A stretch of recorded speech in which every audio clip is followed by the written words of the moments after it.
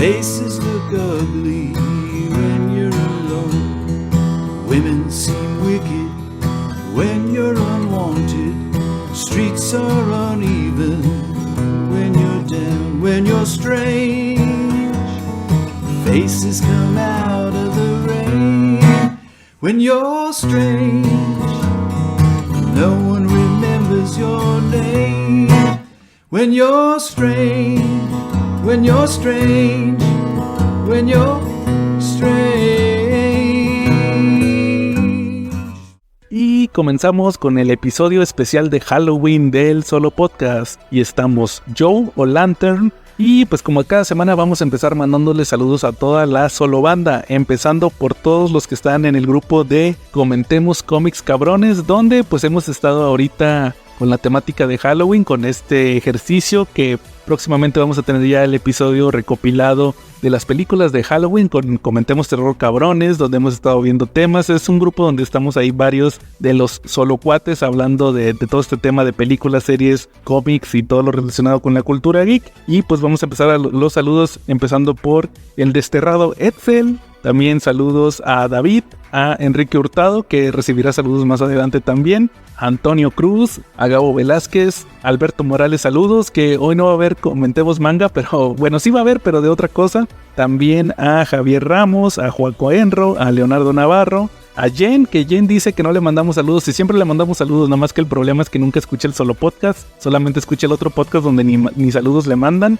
También a Chinaski y a Don Armando de los Marvel Legends México Oficial, además de que Don Armando es el administrador del mejor grupo del mundo mundial, el grupo de DC Multiverse, donde hablan de las figuras de DC del tío Todd. También saludos a Dave Odinson, al buen Spidey 2099 y quedamos también que le íbamos a mandar saludos a Edgar Vázquez, que ya ni se manifiesta, seguramente anda escuchando el otro podcast, pero bueno, luego que no ande llorando porque luego no le mandamos saludos. También aprovechando, antes de mandarles los saludos que pusieron en el post, recordarles que este podcast lo pueden escuchar en YouTube, tanto en formato de solo audio. Cuando subimos el podcast a las plataformas, por default se sube pues es un video, pero solamente es una imagen estática con el audio. Eso es por el tema de que ya no existe Google Podcast. Todos los podcasts se pasaron ahora a YouTube Music. También posteriormente ya subimos un video con imágenes para que ustedes puedan ver de lo que estamos hablando. También nos escuchan en iVoox, también en Spotify, que ahorita voy a regresar a Spotify porque tengo un anuncio que darles. En iVoox, aprovechando, ahorita recuerden que estamos con las nominaciones de los premios iVoox. Por favor, voten por nosotros ahí. No creo que ganemos nada, pero igual también para que iVoox se dé cuenta que existe la comunidad del solo podcast y pues ahí nos tomen en cuenta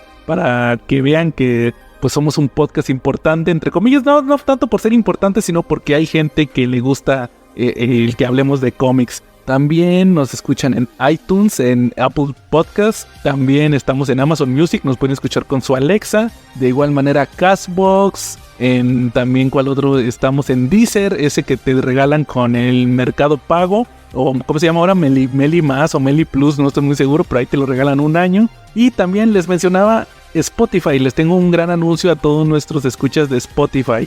Pues siempre hemos tenido el detalle con Spotify de que tenemos dos cuentas. Tenemos la de CC Podcast, la del logotipo negro, CC Podcast Los Cabrones del Cómic, que fue la cuenta que yo hice cuando ya nos empezamos a manejar en varias plataformas, pero la cuenta original de Spotify es CC Podcast solamente, tiene un logotipo verde, no lo quise cambiar por lo mismo de diferenciarlas, y resulta que esa cuenta siempre hemos batallado en el sentido de que teníamos que subir el podcast a iVoox y de iVoox lo mandaba a esa cuenta de CC Podcast con el logotipo verde, pero el detalle es que los de iVoox son bien gachos. ¿Por qué? Porque como no pagamos, como es una cuenta gratuita, solamente redireccionan 20 episodios. Entonces, si llegábamos a tener más de 20 episodios, si agregábamos uno nuevo, ya lo quitaba de Spotify. Entonces, pues ahora sí que si ustedes son seguidores de esa cuenta, se iban a dar cuenta más bien que solamente podían tener 20 episodios del CC Podcast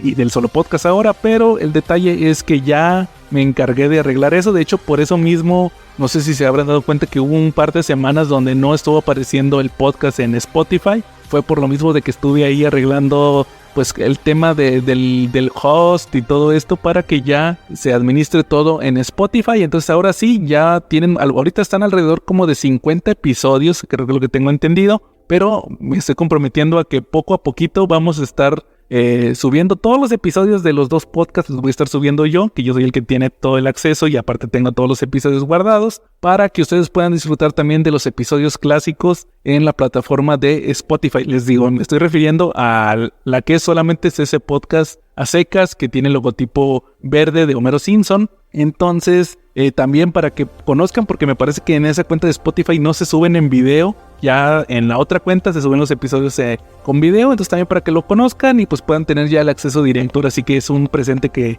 yo voy a tener con todos ustedes, de que nos han estado siguiendo por varios años. Entonces ahora sí, después de todos estos anuncios, vamos a pasar ahora sí a todos los saludos que tuvimos en la publicación en Facebook.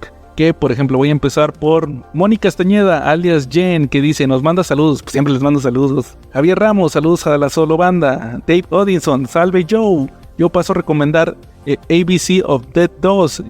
Es una antología donde reúnen a varios directores de terror y cada uno realiza un corto con la letra del abecedario. Fíjate que sí he escuchado de esas películas, no las he visto, pero pues me comprometo a que el próximo año en Comentemos Terror Cabrones vamos a hablar de periodo de la 1, o a lo mejor si me aviento las dos, si me gusta más la 2, hablamos de esta que está recomendando. Luego también dice Jafet, me faltó saludos al buen Jafet, saludos, bueno también porque es traidor, pero como quiera le mando saludos al buen Jafet. Dice, saludos al Calaca y a Charlie, sepa quién sean ellos. Y a mí mero, la recomendación es de Twilight Zone, la película. Si bien los Simpson no la groenizaron por completo, al menos las dos historias más padres, el Gremlin y el niño Neo que cambia la Matrix, a su antojo. Él está hablando de la película de Twilight Zone. Fíjate que yo sí la vi. Y Jafet, si hubieras escuchado los primeros episodios del CC Podcast, no del solo podcast, del CC Podcast, sabrías que yo ya había hablado de esa película. Que Charlie creo que no la vio, ni Calaca la vio. Yo solamente la he visto. Es la que empieza con la rola de Creedence, la del Midnight Special, que se me hace una rolononón. Pero aquí en la película de The Twilight Zone, efectivamente, me parece que es de Max Landis, si no me falla la memoria, ahorita lo reviso, pero intervienen varios directores que cada uno se va a aventar una parte de la película. Sí, aquí estoy viendo, no, les dije Max Landis. Max Landis es el hijo, el que escribió el Superman American Alien, que luego fue cancelado. El director es John Landis y también está Steven Spielberg, Joe Dante y George Miller, sí, el de Mad Max. Aquí vemos que, por ejemplo, el prólogo me parece que sí es John Landis, que es el del carro donde está Dan Aykroyd, que se acuerda de La Dimensión Desconocida, y luego ahí empieza el intro clásico de la serie. Luego sigue el de creo que este es el de cuando se vuelven jóvenes, me parece que es. Ese es el de también de se me hace que ese también fue de John Landis, me parece de los viejitos que se hacen niños. No, mentira. Este es el segmento, se llama Time Out. Es del racista, sí, el racista, que de hecho está la controversia, ya me acordé, es el de John Landis, porque es la controversia donde al final es una de estas leyendas urbanas de Hollywood de las maldiciones, donde hicieron un segmento en Vietnam, y más bien que estaba ambientado en la guerra de Vietnam, y se terminaron muriendo unos chavitos que estaban ahí de extras, entonces como que estuvo medio perturbado esto. Luego sigue el segmento 2, que es el de Patea la Lata, que ese es el de Steven Spielberg. Ese son de los viejitos que se vuelven ya niños, que también es un episodio de La Dimensión Desconocida. Luego sigue It's a Good Life, que es el de Joe Dante, que sí es el episodio clásico de Los Simpson, que lo vimos en una casita del horror, cuando Bart tiene poderes que según Cotorrato de Springfield. También es un remake de un episodio clásico de La Dimensión Desconocida. De hecho, este episodio tiene una peculiaridad, porque ustedes saben, La Dimensión Desconocida original fue en los años 60, pero posteriormente sacaron la secuela de los 80s y luego sacaron la versión de los 2000, y en la versión de los 2000 se les ocurrió buscar al actor original que hizo del niño, e hicieron una secuela de ese episodio donde ya el niño era un adulto y ahora tenía una hija que también tenía las mismas habilidades. Entonces eso estuvo muy cagado. Y por último, el último segmento, que es el que se avienta George Miller, es el remake de el de Terror a 20,000 pies, que aquí fue John Lithgow. No manches, que no lo reconocí, ya está bien fregado. Bueno, yo lo reconozco más con su look actual de viejito. Pero en su momento, no sé ustedes si recuerden que en La Dimensión Desconocida original, de Terror a 20,000 pies, lo interpretó a la persona esta que se asusta, fue William Shatner, el Capitán Kirk. Entonces vemos que al final pues sí se dan cuenta que sí había un gremlin en el avión y al final vuelve a aparecer Dan Aykroyd, que tiene un giro muy, muy chido en el prólogo y vuelve a aparecer para un epílogo, entonces está chingoncísimo. Realmente yo sí les recomiendo la película de La Dimensión Desconocida si son fans. ¿Y saben qué? Me comprometo. No sé si lo vaya a hacer el próximo Halloween, voy a tratar de hacerlo antes, pero por fin voy a hacer mi soñado episodio ahora del Solo Podcast, porque nunca lo pude hacer en el CC Podcast. Me comprometo a aventarme mi episodio del Solo Podcast de La Dimensión Desconocida, a huevo que sí lo voy a hacer, entonces prepárense porque vamos a hablar de, para mí, la mejor serie de todos los tiempos, La Dimensión Desconocida. Y pues vamos a pasar a otras cosas, ya me emocioné con todo esto, pero pues ahora vamos a proceder con Cochino Español. Fíjense que creo que hubo unas filtraciones, déjenme aquí lo reviso porque ya lo tenía planeado.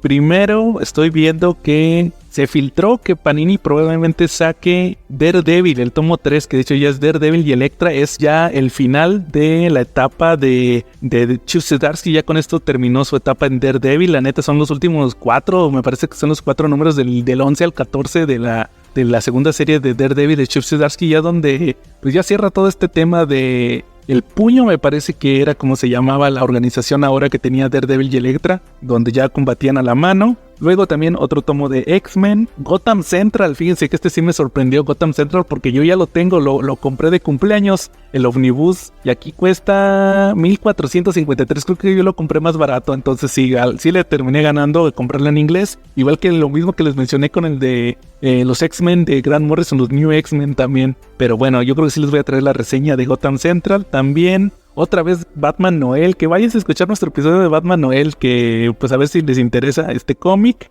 También vi otros que creo que vale la pena mencionar, déjame aquí les digo. Otra vez el Family Business de Spider-Man, ese donde salía la hermana, la Teresa. Que este es de los must have, o sea, son de los repollos esos que supuestamente son muy importantes, pero saben que son puros títulos para rellenar. En hardcover House of M, yo creo que pues cada editorial que ha tenido Marvel ha sacado este título. El tomo 1 de Ultimate Black Panther, que pues es parte de esta línea Ultimate. Ya tuvimos el de Ultimate Spider-Man, que ya lo reseñé, ya pueden ver el video también en YouTube. Yo creo que lo voy a dejar pasar de Ultimate Black Panther, y también obviamente el Ultimate X-Men, que a mí no me gusta para nada, Pitch Momoko, saludos Etzel, pero sí quiero leer de Ultimates, ese sí se me hace que vale la pena. El de Dennis Camp, que también lo anunciaron en el universo Absolute, se me hace que no tiene contrato exclusivo con Marvel, entonces jálatelo DC, jálatelo. También el Hulk de Donny Cates, tomo 2, Thor tomo 10, chinga, pues estaban en el tomo 5, pero creo que tiene que ver con un crossover que tuvo con Hulk. Luego X-Men 43, Avengers, Superman contra el Clan. Fíjense, esta fue una novela que se aventó Jin Luen Yang, que fue escritor de Superman en Action Comics, en la etapa donde fue, ¿cómo le llamaron? ¿Ustedes se acuerdan? Cuando Superman perdió los poderes, que nada más andaba en playera, y fue la de cuando Gordon fue Batman. No me acuerdo cómo se llamó esa etapa, ya se me olvidó, pero bueno, fue por ahí del 40 de los nuevos 52, por ahí del número 40, Jin Luen Yang escribió Superman, y aquí tuvo una novela que tiene que ver con el Ku Klux Klan y con pues los inmigrantes chinos. Shazam tomo 2 de Mark Waid, Injustice año 2 tomo 2, que es ya al final del año 2, que se me hace el mejor año de Injustice. Y también vi unos que creo que se actualizó la página, estaba viendo la página de Panini, que no estaban tal cual anunciados. 2 hardcovers de Spider-Man, que viene siendo esta etapa de The Gauntlet, creo que es eso lo que van a sacar. El tomo final de Deadpool de Jerry Dugan, y el otro Brian, no me acuerdo cómo se llama, este personaje de Herb, el de Big Bang Theory, creo que así se llamaba. También Doctor Strange, donde estaba muerto, que era Clea, la hechicera suprema, también lo van a sacar. Ghost Rider y Wolverine, la boda de Emma Frost con Iron Man, el tomo 3 de Ultimate, de Spider-Man 2090, no, me estoy equivocando. Fíjense, sí van a sacar el tomo 3 de Spider-Man 2099, pero también van a sacar un tomo del Spider-Man 2099 Exodus, que fue una miniserie que dejó incompleta Smash, también ya la van a sacar. No sabía que lo habían sacado Venom Protector Letal, pero la serie del 2022, y también van a sacar la serie del 2023, o sea, la Protector Letal 2. También un box set, fíjense, esto me llamó la atención porque sepa cuándo lo anunciaron. Me imagino que lo hicieron en los en vivo, que ya ni siquiera veo, la neta me dan un chorro de hueva con sus invitados succionadores. Van a sacar un box set de Batman de Long Halloween, que van a ser las 13 grapas. Va a costar $1,600 y va a traer 13 postales. O más bien es un tomo único de 416 páginas que va a traer 13 postales. O sea, no manchen, o sea, ¿cómo se les ocurre? O no, ya no sé ni qué pensar, o sea, si son $1,600 por 13 postales, pues no manchen, espero y si sean ediciones individuales y aparte las postales y aparte el tomo, quién sabe cómo esté esto. Luego el hardcover de Arkham Asylum, luego otro tomo de Joker, que sí que es el volumen 2 del número 1 al número 15 y el anual, sepa cuál sea, dice que es de James Tynion, se me hace que es el que está sacando ahorita. Y otra vez Batman y Robin de Frank Miller, que ¿para qué lo sacan? O sea, ya dejen esa obra morir en paz, por Dios, ya no la saquen. Yo me acuerdo que compré hace como 2 años el tomo de Smash como en $50, ya lo andaban ahí rematando, entonces sí está medio curioso eso. Entonces pues esos serían los títulos que anunciaron por parte de Panini para filtraciones y otros que se han agregado, que es lo que estaba leyendo aquí, a la tienda en línea. Y aquí estoy viendo efectivamente que se va a tratar de un tomo de The Long Halloween con 13 postales. Entonces no manchen, 13 postales por $1,600. No, mejor no me den nada. Mejor deberían de estar DC, creo que ya va a volver a sacar en facsímil de Long Halloween, entonces mejor cómprenlo en grapas, yo creo que vale más la pena y aparte pues, están más chidos que unas postalillas. Pero bueno, ¿qué más les puedo platicar esta semana? Fíjense que cómics, ¿qué estuve leyendo esta semana? Estuve leyendo varias cosas, como por ejemplo, pues ustedes saben, creo que ya no lo alcancé a mencionar aquí, el universo Absolute. Ya salió el Batman, Absolute Batman, y también salió Absolute Wonder Woman, que de hecho también ya pueden checar el video, ya subí la reseña de ese título. Fíjense que está entretenido, sí me gustó todo el tema del universo de Absolute, todo este nuevo universo Ultimate, pero de DC, con todo esto que nos están presentando. Yo no soy tan quisquilloso en el sentido de que saben que están cambiando las versiones. Por ahí me decían, saludos a la CC Banda, que pues que el tema de que ya le están cambiando a Batman, que no hicieron un cambio muy significativo, sino de que es Scott Snyder acá exageradón, pero pues sí, realmente pues yo creo que no se podía esperar algo más en ese sentido, por lo mismo de que pues ustedes saben que Scott Snyder fue partidario del Batman Invencible. Entonces este Batman, que es un genio, yo creo que sí tiene una diferencia contra el Batman que es millonario. Les voy a explicar, yo creo que con eso queda un poquito más claro. Varios compañeros me alegaban de que, oye, ¿de qué sirve que Batman no sea rico si es un genio? Lo daban como una equivalencia, y yo pienso que no es igual. Batman, el clásico, el de la continuidad normal, es un genio, entre comillas, porque él se llevó al límite tanto su mente como su cuerpo por este deseo de justicia y al mismo tiempo de venganza, de vengarse de los criminales. Lo llevó a los límites, entonces por eso es prácticamente un superhumano. Sus niveles son olímpicos de fuerza y de agilidad. Y aparte de que hizo crecer su intelecto a un nivel superior, pero por el hecho de esta obsesión que tenía con la justicia y la venganza.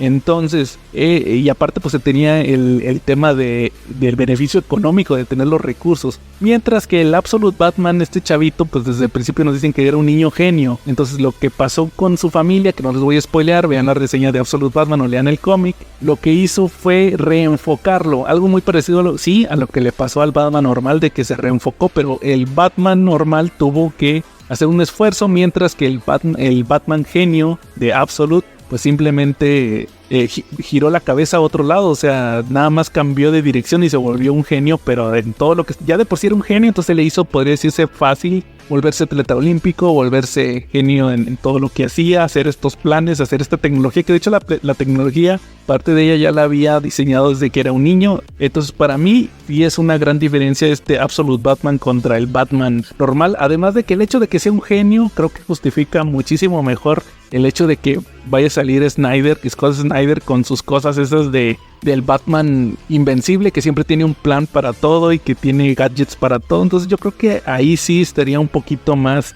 justificado toda esta exageración a la que nos ha llevado Scott Snyder.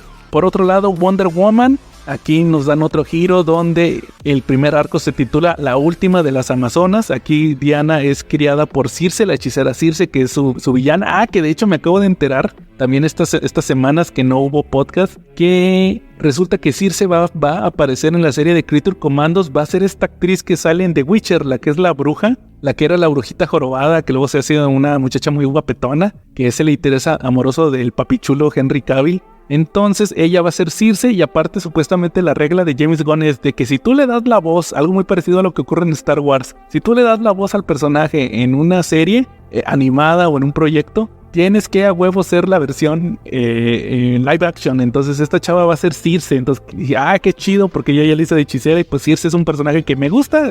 Ha tenido buenos enfrentamientos contra la Mujer Maravilla, pero la neta, esta chava me gustaba más para que fuera Satana, la neta. O por lo menos Alexandra Daddario, una de ellas dos, o Alexandra Daddario o ella fueran Satana en un live action, que la neta me encanta ese personaje también. Que por cierto ya terminó también la serie de Satana Brick de House Down, que todavía no he leído el final, ahí ya lo tengo. Entonces también yo creo que el próximo episodio hablamos también un poco de Satana. ¿Qué más les puedo mencionar? Pues salió el Ultimate de Spider-Man, el tomo en español, ya lo leí. Ahí pueden ver mi reseña en YouTube también. ¿Qué más he leído? ¿Qué más les puedo platicar que salió? Empecé a leer el tomo de Nightwing, el tomo 3 de Nightwing en español, que es la etapa de Tom Taylor con Bruno Redondo, pero todavía no lo termino. Yo creo que mejor me espero a terminarlo ya para platicárselos. También Star Wars Darth Vader, todavía no lo termino. Ahí tengo varios pendientes, pero pues mire, yo creo que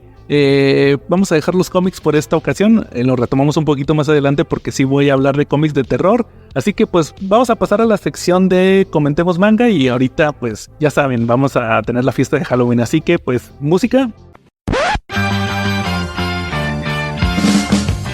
Y como les decía, ahora sí pasando a la sección de las monas chinas, a la sección de los que no se bañan, vamos a hablar no de un manga, no de un anime, sino de una serie. Creo que es la primera vez que nos toca hablar de una serie japonesa, que de hecho tenía pendiente también la de Yu Yu Hakusho, pero pues está basada en un manga y un anime. No, acá vamos a hablar ahora de una serie que le quiero mandar saludos a mi buen amigo Enrique Hurtado, que él me la recomendó, pero luego él dice que yo se la recomendé nada más porque le dije, oye, ¿sabes qué? Esta serie está en Netflix, y estoy hablando de la serie de Queen of the Billions, una serie japonesa que está basada en la lucha libre. Es la historia de una luchadora que yo personalmente sí desconocía su historia, más o menos sabía algo, pero ya muy básico. Es la historia de Dump Matsumoto, la cual fue una luchadora en los 80s en una empresa japonesa exclusivamente de lucha de mujeres que, fíjense, al mismo tiempo aquí en México estaba prohibida la lucha de mujeres, por lo menos en la Ciudad de México. Acá en provincia sí se daban las funciones, pero aquí lo que vamos a estar viendo es cómo poco a poco fueron ganándose el lugar las mujeres en un estilo muy diferente, porque aquí en México estamos muy acostumbrados a que la lucha libre sea pues más de barrio, más de la raza, más de ir a gritar, de mentar madres, ahora sí. Y en el caso de aquí nos presentan en Queen of the Billions que esta empresa de luchadoras se mantenía por el hecho de que las convertían en una especie de idols, que es un término japonés. Yo no estoy muy enterado de esta situación, pero es como una especie de actriz, cantante. Yo creo que una idol en aquel entonces sería el equivalente ahorita de una influencer, o sea que puede ser actriz, cantante, deportista y todo esto, y que pueda mover a las masas. Y pues así tenían sus ídolas en los 70s, luego entran los 80s, que es cuando ya empieza la historia de esta luchadora que se llama Kaoru Matsumoto, que luego se vuelve Doom Matsumoto, que es una gordita. Vemos los primeros episodios cómo sufrió en su vida,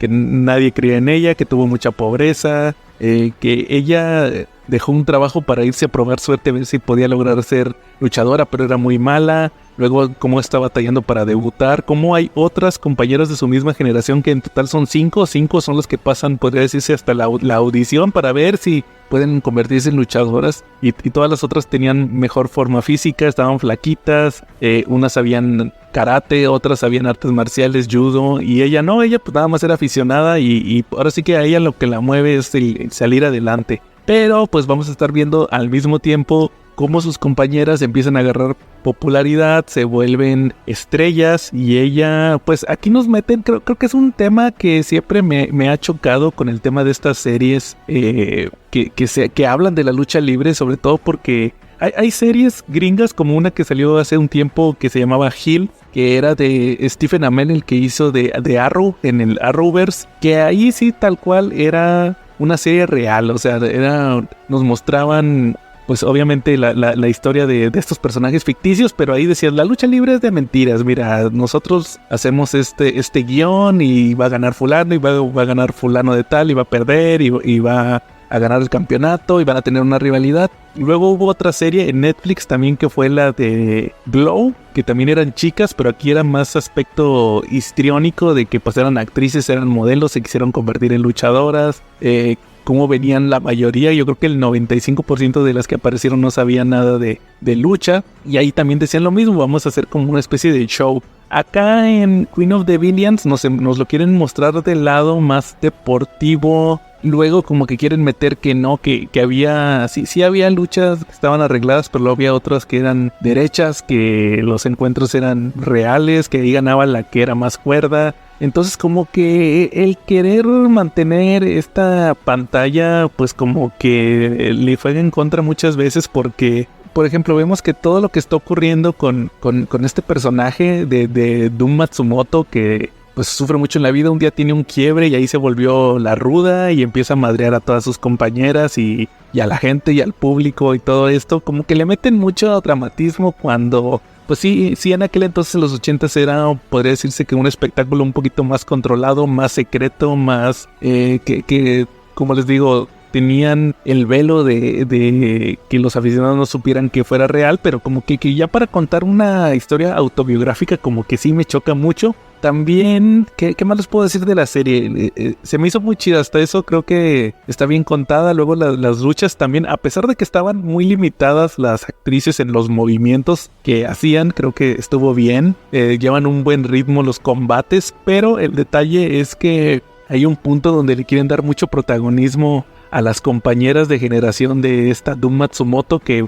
son una pareja de chicas que son las Crush Girls, me parece que eran, no, Crush Gals, y pues hay un punto incluso donde empiezan a meter qué ocurrió con otros personajes que la mera verdad no dieron más, no dan para más, como que las meten a manera de cameo. Luego hay unos personajes al principio que son como que las ídolas de esta generación de luchadoras nuevas, que luego nos cuentan así pizcas de su historia. Yo creo que también, les digo, a pesar de que se supone que tenía que ser como que la serie autobiográfica de esta luchadora en específico, quisieron aprovechar para meter pues la historia de la empresa, la historia de sus rivales, de sus íconos, como que quisieron meter muchas cosas que al final pues nada más salen sobrando. Sí llevan, hay cabos que se quedan sueltos, cosas que y luego también, y a pesar de que suene muy racista, yo veía a todas las japonesitas iguales, luego no sabía cuál era cuál. También, ¿qué más les puedo mencionar de esta Queen of the Villains? Sí, les digo, sí me gustó mucho, pero sí creo que cae un poco en la exageración, sobre todo por mantener este secretismo de la lucha libre japonesa y pues mantener este velo, ¿verdad? Este velo de ilusión, yo creo que es lo que le vi en contra y meter tantas referencias, pero está muy buena y aparte son solamente 5 capítulos. Ya me acordé, no me gustó también que se brincan ya leyendo la vida de este personaje de Doom Matsumoto. Sí se brincaron muchas partes importantes de su carrera, yo creo que las pudieron haber metido, pero mejor decidieron dejarla solamente que en su lucha más importante, que fue contra su rival más fuerte, y luego su lucha de retiro, que fue con todas sus compañeras de generación. Entonces como que quisieron darle un cierre un poquito más pues redondo, ya que sabes que aquí terminó la historia y pues así quedó. Entonces está muy bien esta de Queen of the Villains. Y también aprovechando que estaba hablando de lucha libre, también me recomendó el buen Enrique Hurtado el documental de Vince McMahon, que también está en Netflix. Ese también, ese sí yo creo que no se lo recomendaría si ustedes ya son aficionados de la WWE y ya tienen años. ¿Por qué? Porque realmente no muestran nada nuevo.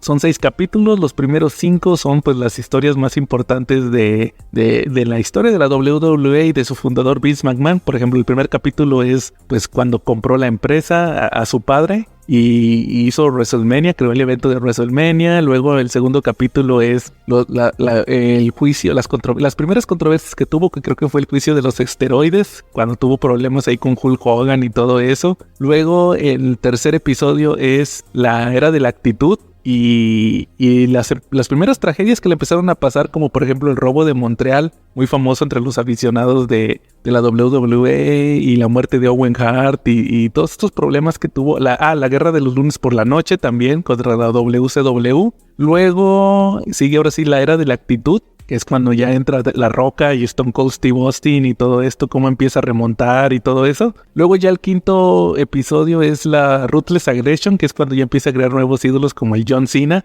Ahí ya sale todo esto, que ya empieza a haber detalles, que ya no pueden mantener esta agresividad de la era de la actitud, que tienen que ser un programa un poquito más familiar. Luego ya lo relativamente nuevo ya es el episodio 6. ¿Por qué? Porque aquí se interrumpe el documental y ya empiezan a platicar. ¿Sabes qué? Estábamos grabando este documental y en tal fecha del 2022 nos cayó la sorpresa del escándalo sexual de Vince McMahon. Ya no nos quiso dar entrevistas y pues ahí empiezan a grabar lo que sigue, ¿verdad? Empiezan a mostrar todo lo que ocurrió, de todas estas cosas que hizo, todas estas influencias que tenía, cómo quiso arreglar todo a billetazos.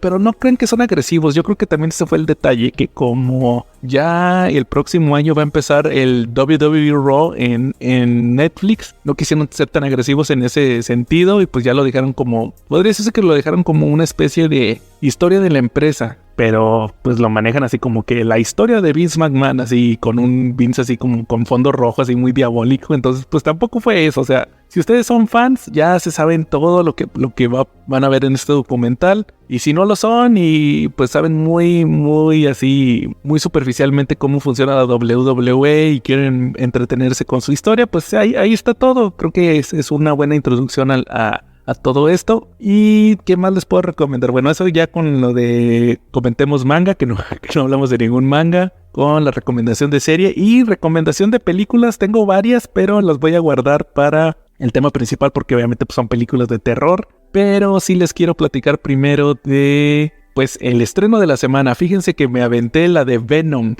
The Last Dance, Venom 3, que sinceramente la vi nada más por verla. Sí, no tenía muchas ganas de verla.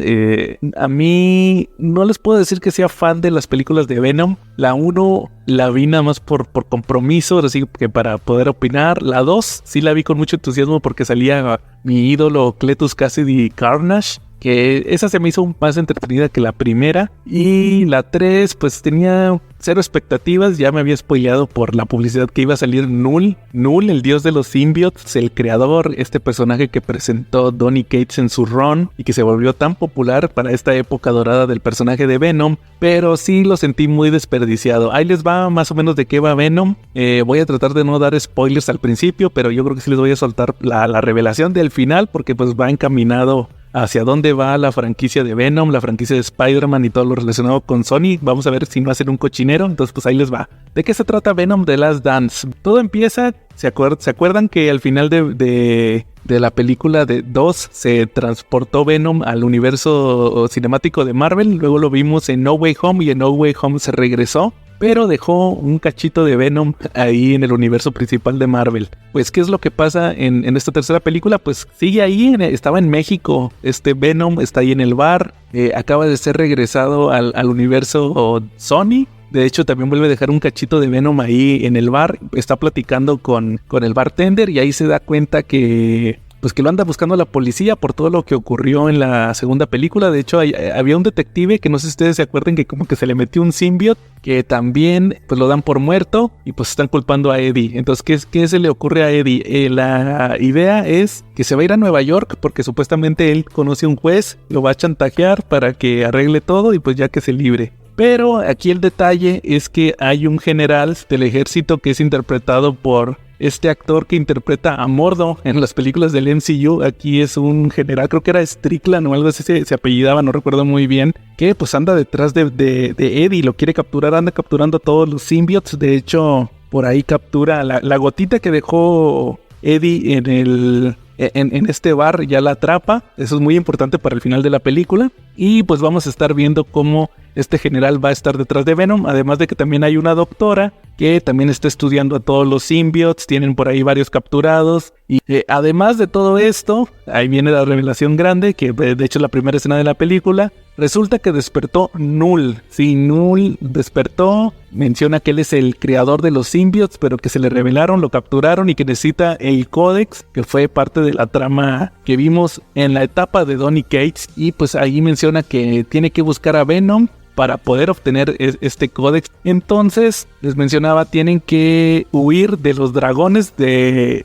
Null que mandó a la Tierra, que aquí no tienen el look, que se me hacía chidísimo el look que tenían en los cómics, eran literalmente unos dragones, pero acá no, acá son como una especie de extraterrestre genérico, así monstruoso, que son los que van a estar tratando de atrapar a Eddie, al mismo tiempo de que él está recorriendo Estados Unidos, lo está persiguiendo el gobierno, por ahí llega a Las Vegas, se une a unos hippies, que uno de los hippies, el que se hace su amigo, es este cuate, se me fue el nombre, el que hizo de Kurt Connors en las de Andrew Garfield, ahí anda de hippie, y ellos van al área 51, y luego resulta que en el área 51 es donde está la base de estos que tienen a los symbiotes. Entonces toda esta trama se mezcla en una película que, sí, les voy a ser bien sincero, no me gustó. Se me hizo innecesaria. Yo creo que ya todo lo que se tenía que contar con Venom se contó en la segunda película, y esta película solamente sirve como un trampolín, porque al final de la película, no les voy a decir en qué termina, pero la escena post créditos es que Null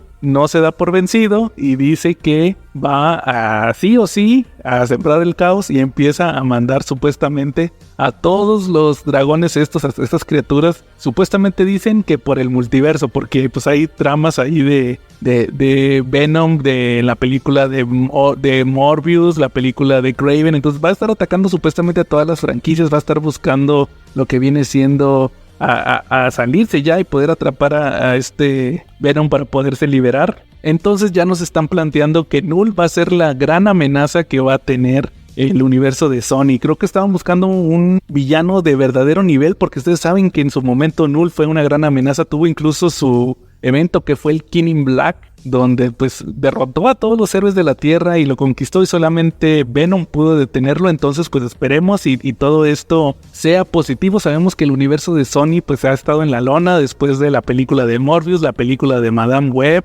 luego también por ahí viene la de Kraven, que quién sabe qué vaya a ocurrir. Pero pues vamos a ver, vamos a tenerle paciencia a todo este tema de Null, y pues esperemos que se cree un Spider-Verse ahora para combatir a este villano, que en lo personal me parece muy buena su saga, y de una vez me comprometo a traerles el episodio del solo podcast de el run de Venom de Donny Cates, para que estén enterados de todo lo que puede ocurrir ahora en el futuro del universo de Spider-Man de Sony, ahora con Venom y con el tema de Null. Y pues para que sepan que es una historia que a mí en lo personal creo que vale mucho la pena, y les mencionaba, es el final de la época dorada que tuvo Venom, este renacimiento que tuvo de la mano de Donny Cates, que ahorita se sigue estirando con otras series de Carnage, de Venom, pero yo creo que lo que volvió a poner a Venom en el mapa fue justamente esta etapa donde Null era el villano, que además tiene un origen bien interesante en los cómics, lo mencionaremos en su momento, y que les digo, al final fue un exitazo para Marvel. Por algo lo están también tratando de replicar ahora en las películas, saben que tienen un buen material. Y pues después de todo esto vamos a pasar ya a las carillouturas con la película de Suicide Squad, y para regresar con la fiesta de Halloween del solo podcast.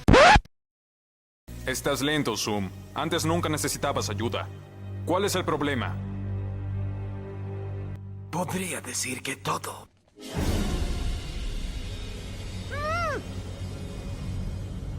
Buen tiro.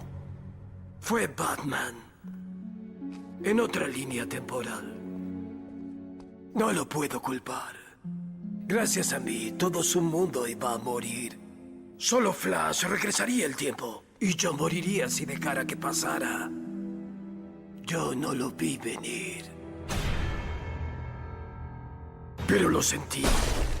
Traté de hacer vibrar mis moléculas internas para salvar mi cerebro, aunque la bala lo destrozaba.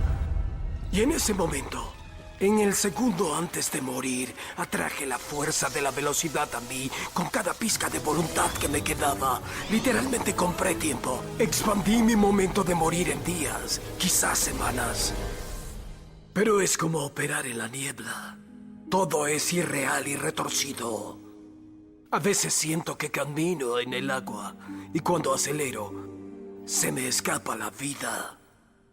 Hola amigos, sean bienvenidos nuevamente a Las Cariyouturas, la sección del CC Podcast donde nos gusta hablar de animación, y en esta ocasión vamos a revisar una película del año 2018 donde tenemos ahora el debut dentro de este universo de películas animadas de DC Comics basadas en Nuevos 52 del equipo que en aquel entonces ya había tenido una película live action y que había tenido relativo éxito. Estoy hablando de el Suicide Squad, específicamente en esta película llamada Hell to Pay, o también como se le conoció en español, Deuda Mortal. Aquí la película, les menciono que es la segunda película, pero la primera que es dentro de este universo. Habíamos tenido anteriormente la película de Assault on Arkham, donde pues nos habían presentado el debut del personaje. De hecho, yo siempre he dicho que esa película fue una especie de piloto para ver si iba a funcionar una película del equipo. Posteriormente ya tendríamos la película del 2016 de David Ayer, donde ya vimos a Margot Robbie como Harley Quinn, a Will Smith como Deadshot, pero ahora aquí en la película animada de Hell to Pay tendríamos a unas nuevas versiones, un poco, me atrevo a decir, genéricas, ya que se basaban en diseños reciclados de otros personajes dentro de este universo que utilizaba una animación estándar para Nuevo 52. También vamos a tener una nueva historia. Creo que aquí lo que más resalta de esta película es que fue una de las primeras de este universo que ya rozaba la clasificación R, ya tenía, podría decirse que más violencia, tenía escenas un poquito más subidas de tono, algo que pues que el equipo tendría que representar al ser todos villanos, pero fuera de eso creo que es una historia que simplemente pasa como anécdota. Al final la mayoría de los personajes no se rescataron para posteriores proyectos como la película de Apocalypse War, pero fue un buen intento de mantener a estos personajes en el imaginario colectivo de ese momento del 2018, y pues ya posteriormente tendríamos una segunda película en live action, la de The Suicide Squad de James Gunn. Vamos a empezar con los datos técnicos como siempre. Esta película, les menciono, fue dirigida por Sam Liu, el cual, como saben, ha sido el director de las películas de aquel entonces. Muchas de las que ya mencionamos en cápsulas anteriores fueron dirigidas por él. Aquí lo curioso es que la película fue escrita por nada menos que Alan Burnett, un productor que tenía demasiada experiencia en aquel entonces. Ya había participado en La Máscara del Fantasma, en Batman Beyond, en mucho del universo de Bruce Timm de la Liga de la Justicia. En películas anteriores ya lo habíamos también tenido. Entonces aquí se encarga de una historia que a mi parecer creo que sí fue una de las más originales. Tuvo elementos que se salieron de lo que ya se había establecido. Curiosamente no se basa en algún arco específico, sino me parece que Alan Burnett decidió aventarse una historia original, que creo que es uno de los elementos que tiene a favor esta producción. Pasando al cast de voces, pues tendríamos actores que son muy llamativos, como por ejemplo Christian Slater en el papel de Floyd Lawton Deadshot, que si ustedes recuerdan la versión de Assault on Arkham ya le habían hecho pues algo latina a esta versión de Deadshot. Aquí no, aquí vuelve a ser caucásico y curiosamente tiene un diseño reciclado de Bruce Wayne combinado con Damian Wayne, nada más que con barba de candado. Recuerden que como que yo creo que se querían deslindar del diseño de Will Smith. Ya estamos en la época donde ya no quiso regresar al papel. También Vanessa Williams, que fue una actriz que también fue reina de belleza en Estados Unidos y que cuenta con gran trayectoria en producciones de voz. Aquí interpreta a Amanda Waller, que aquí es el diseño de la Amanda Waller flaca, porque en Assault on Arkham se habían basado en la Amanda Waller pasada de peso que nosotros estábamos acostumbrados en los cómics. Aquí es la versión también Nuevo 52, que tiene un pasado como supermodelo y luego posteriormente también como parte de otros equipos como el Team 7. Aquí no, aquí les menciono que es la versión que es más delgada, pero pues vamos a tener la peculiaridad en la historia de que tiene una enfermedad terminal, entonces quiere asegurar que en el más allá le va a ir bien. También a Billy Brown, otro actor que en aquel entonces estaba teniendo mucho éxito en esta serie de How to Get Away with Murder, que en aquel entonces pues se estaba emitiendo.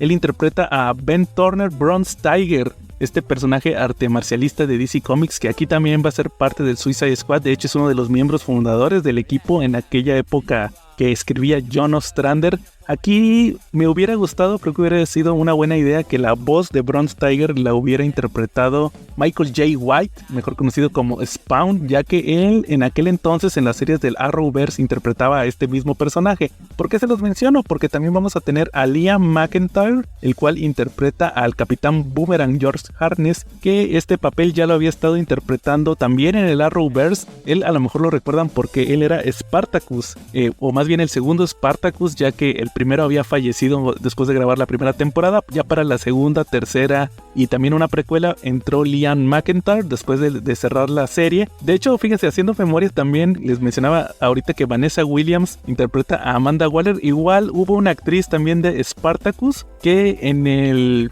universo del Arrowverse también interpretó a Amanda Waller y era la Amanda Waller flaquita, entonces igual yo creo que pudieron haber rescatado esas voces del Arrowverse, pero pues no se les ocurrió en su momento. El personaje que sí regresa es Tara Strong como Harley Quinn, que repite este papel que ha sido uno de sus más famosos. Creo que ellos son los actores de voz que son más representativos en esta película. ¿De qué se trata Suicide Squad Hell to Pay? Pues la historia nos va a presentar cómo el Suicide Squad, como se nos había presentado anteriormente, está operando, pero ahora en este universo basado en Nuevo 52. Vemos una misión de Deadshot que involucra también a Black Manta, al Conde Vértigo y también a otros personajes como Jubal y Jester, estos personajes que se rescataron me parece que del universo de Charlton, ya que ellos también eran como los personajes de Watchmen, que de hecho Mimo y Marionette, los que conocimos posteriormente en Doomsday Clock, estaban basados en estos personajes. También les puedo mencionar que después de habernos presentado a los personajes en esta misión inicial,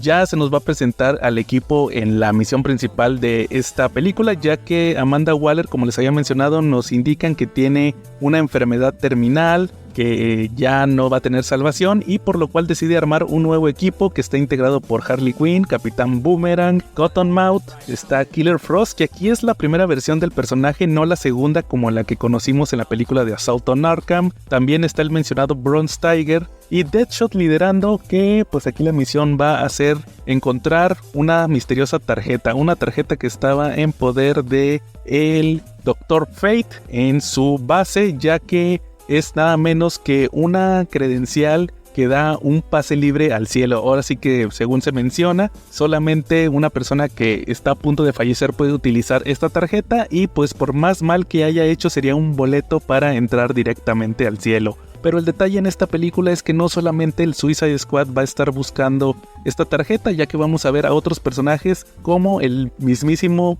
Profesor Zoom, el Reverse Flash, el cual pues es muy familiar para nosotros, ya que se trata de la misma versión que vimos en la película de Flashpoint Paradox, aquella a la cual el Batman de Thomas Wayne le dio un disparo en la cabeza. En ese momento no estamos muy seguros qué fue lo que ocurrió, pero pues posteriormente en la película nos van a indicar que él está de cierta manera tratando de alargar su vida después de lo ocurrido en Flashpoint. Sí sobrevivió de cierta manera y entre comillas. Y también va a haber un tercer jugador, ya que está también Vandal Savage, el cual independientemente de que tiene inmortalidad dice que no es invulnerable, y que con el despertar de los metahumanos pues cada vez ve más difícil la posibilidad de seguir con vida. Es una película que a mi parecer, les menciono, es muy original, tiene muchas batallas, mucha acción, es una película violenta. Yo creo que les digo, juega mucho con el aspecto de tener la clasificación R. Vemos también a una de las hijas de Vandal Savage que tiene una pareja que es una de las furias de Apocalypse. Vemos que tienen una relación. Me parece que esta es la primera vez donde vemos en este universo de DC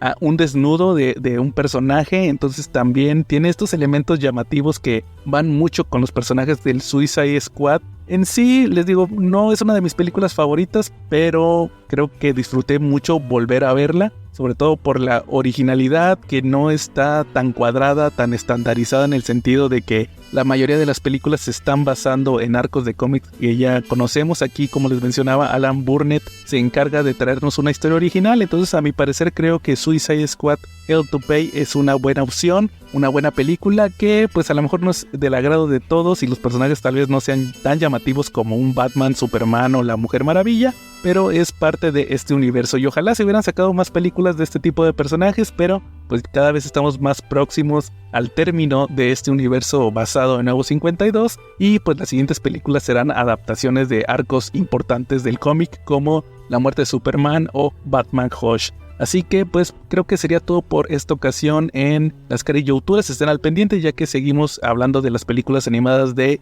DC Comics. Sin más por el momento, aquí estuvo Joe y nos vemos en la próxima.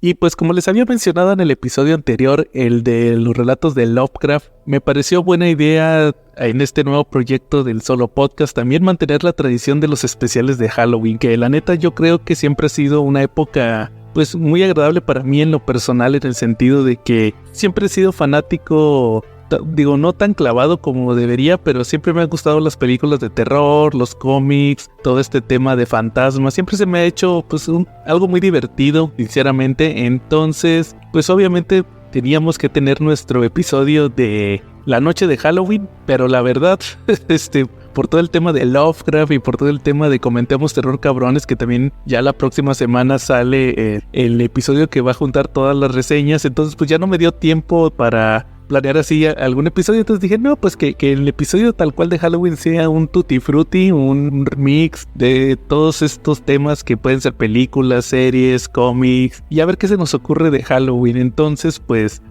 creo que ya cumplimos con el de Lovecraft, que creo que era el que más tiempo me llevó. Entonces algo más relax, pero que al mismo tiempo también pues nos dé algo de qué hablar. Y pues, ¿con qué les puedo empezar a platicar del tema de Halloween? Pues ustedes han escuchado ya por varios años nuestros episodios de las películas que nos marcaron. A mí en lo personal, Halloween siempre ha sido una época que me ha tocado ver películas de terror en la televisión, series, caricaturas, sobre todo caricaturas cuando era niño. A mí no me tocó tanto el tema de pedir dulces, yo creo que a lo mucho pedí una o dos veces y no, creo que no era algo tan arraigado como actualmente y sobre todo acá en México. Pero sí me tocaron varias ocasiones ver en la televisión y sobre todo cuando eres niño que pues lo que haces es estar viendo la televisión todo el día. Pues los famosos especiales de Halloween que hacían las televisoras, me acuerdo mucho de Canal 5 y de Cartoon Network principalmente, porque seamos sinceros, creo que es una práctica que se ha perdido con el paso de los años ya.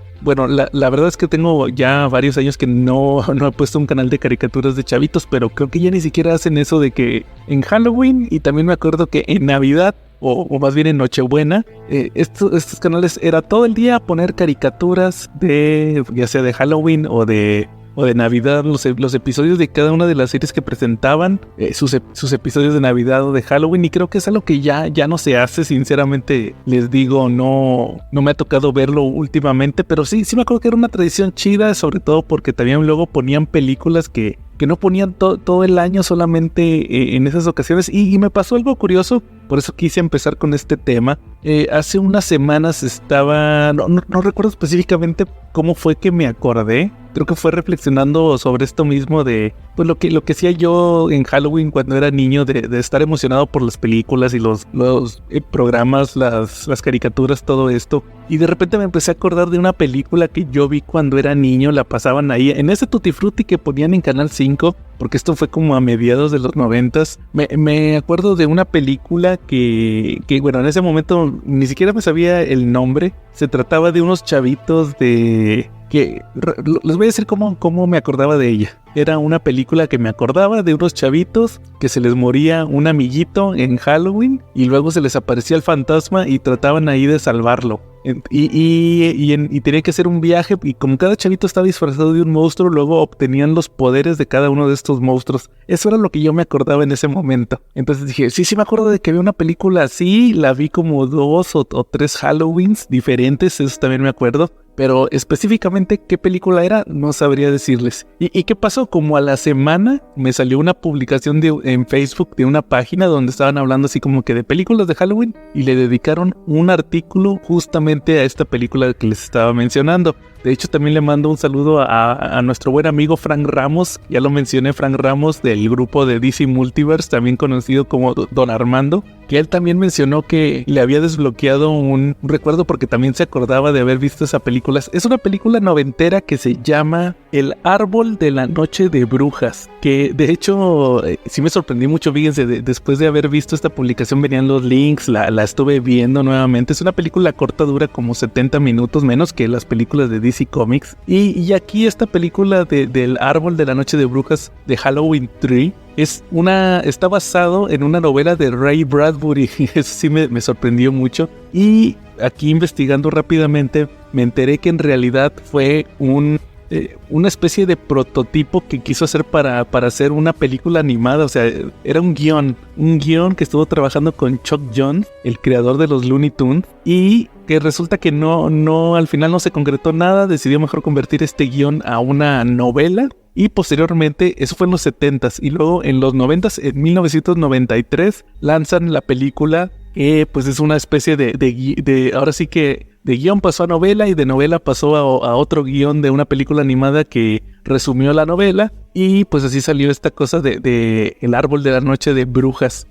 Recuerdo mucho, creo que fue algo que se me olvidó mencionarles, que cuando yo vi la película en aquel entonces, en los 90s, era una película que no me gustaba. Es una película muy lúgubre, en el sentido de que, pues les digo, habla de estos chavitos que resienten la pérdida de su amigo, y luego pues tiene todo este ambiente tenebroso. Luego tiene una música así como que de violín muy, muy triste, que también me despertó, fíjense, el estar viendo la película me despertó otros recuerdos de otras películas que ahorita también voy a mencionar, y me acuerdo que por eso no me gustaba. O sea, se me hacía incluso, no sé si atreverme a decirlo, hasta aburrida, por el tema de que pues no eran así tal cual monstruos así tenebrosos, sino que eran niños que se convertían en monstruos que estaban tratando de salvar a este amiguito que tenían. Y pues ya les digo, me puse a ver la película. Ahora sí ya les puedo decir más o menos de qué va. Sí, son 4 chavitos que en Halloween se percatan que su amigo se lo llevan al hospital, se terminan topando a este personaje. Iban camino al hospital por un bosque porque están en un pueblito,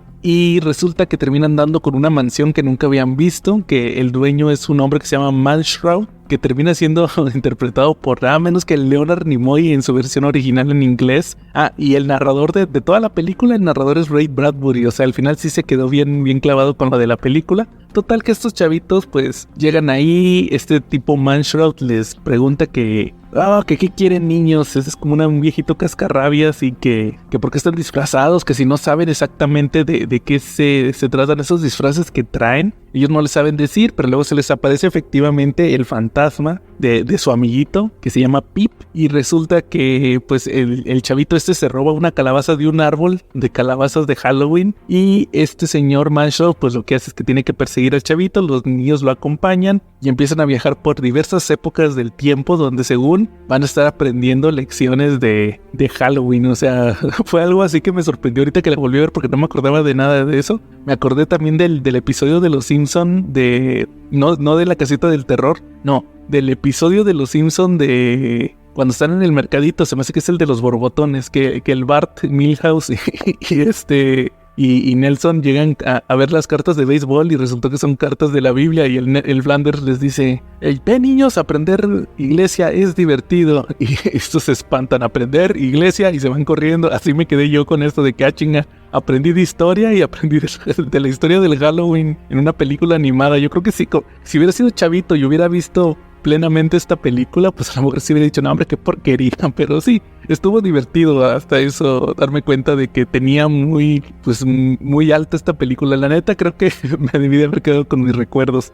Les decía, entonces pues sí, viajan por el tiempo y aprenden sobre el Halloween. Por ejemplo, un chavito que iba disfrazado de momia aprende del antiguo Egipto, que al parecer también hacían algo parecido al Día de los Muertos en Egipto. Quién sabe si sea cierto. Luego una chavita que va vestida de bruja aprende sobre el tema de los ritos en Stonehenge, de todo este festejo que se hacía en aquel entonces del Selkheim, me parece que se llamaba, no recuerdo muy bien el nombre. Y otro también aprende de las gárgolas. Y el último niño, que es el que va disfrazado de esqueleto, pues aprende del Día de los Muertos. Obviamente tenía que ver representación de México. Y casualmente seguimos con el estereotipo de que México lo ponen con calles de tierra y que todos están vestidos de rancheros y así. Ya saben, como siempre los ponen en las caricaturas gringas. Entonces esta película de El Árbol de la Noche de Brujas o Halloween Tree está entretenida. Les digo, es una curiosidad y más porque les digo, me tocó verla allá en los 90s. Yo creo que era una película que estaba en ese momento muy de novedad.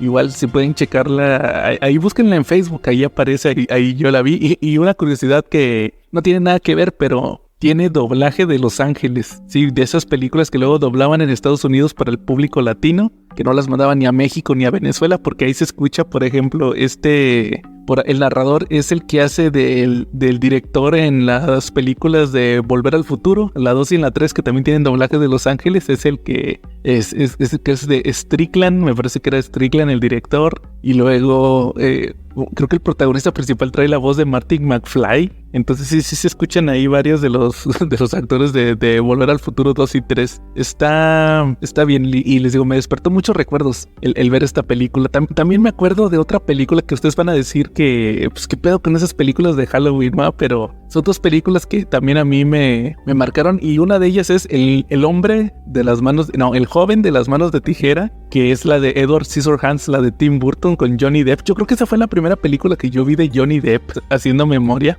que también creo que pasa como película de Navidad y película de Halloween. Entonces esa también me acuerdo mucho que se me hacía bien bizarro todo este tema de cuando le encuentra la señora esta ahí en el castillo, que de hecho el papá, entre comillas, el que construyó a Edward era Vincent Price. Me quedé sorprendido. Y pues ya saben que ahí sale Winona Ryder, que también en aquel entonces era la musa de Tim Burton. Toda esta historia de cuando luego también hay una señora que ahí se le insinúa al joven manos de tijera. Sí me acuerdo mucho de eso. Y toda esta historia que al final termina en tragedia, y pues fue una película que les digo me marcó también porque es este tipo de cine burtoniano, que yo creo que también Tim Burton es uno de los grandes exponentes del Halloween y que me marcó a mí también en su momento. Y otra película que también me estoy acordando que también vi en Halloween y que también, bueno, también es de Tim Burton y también es película navideña, es la de Batman Regresa,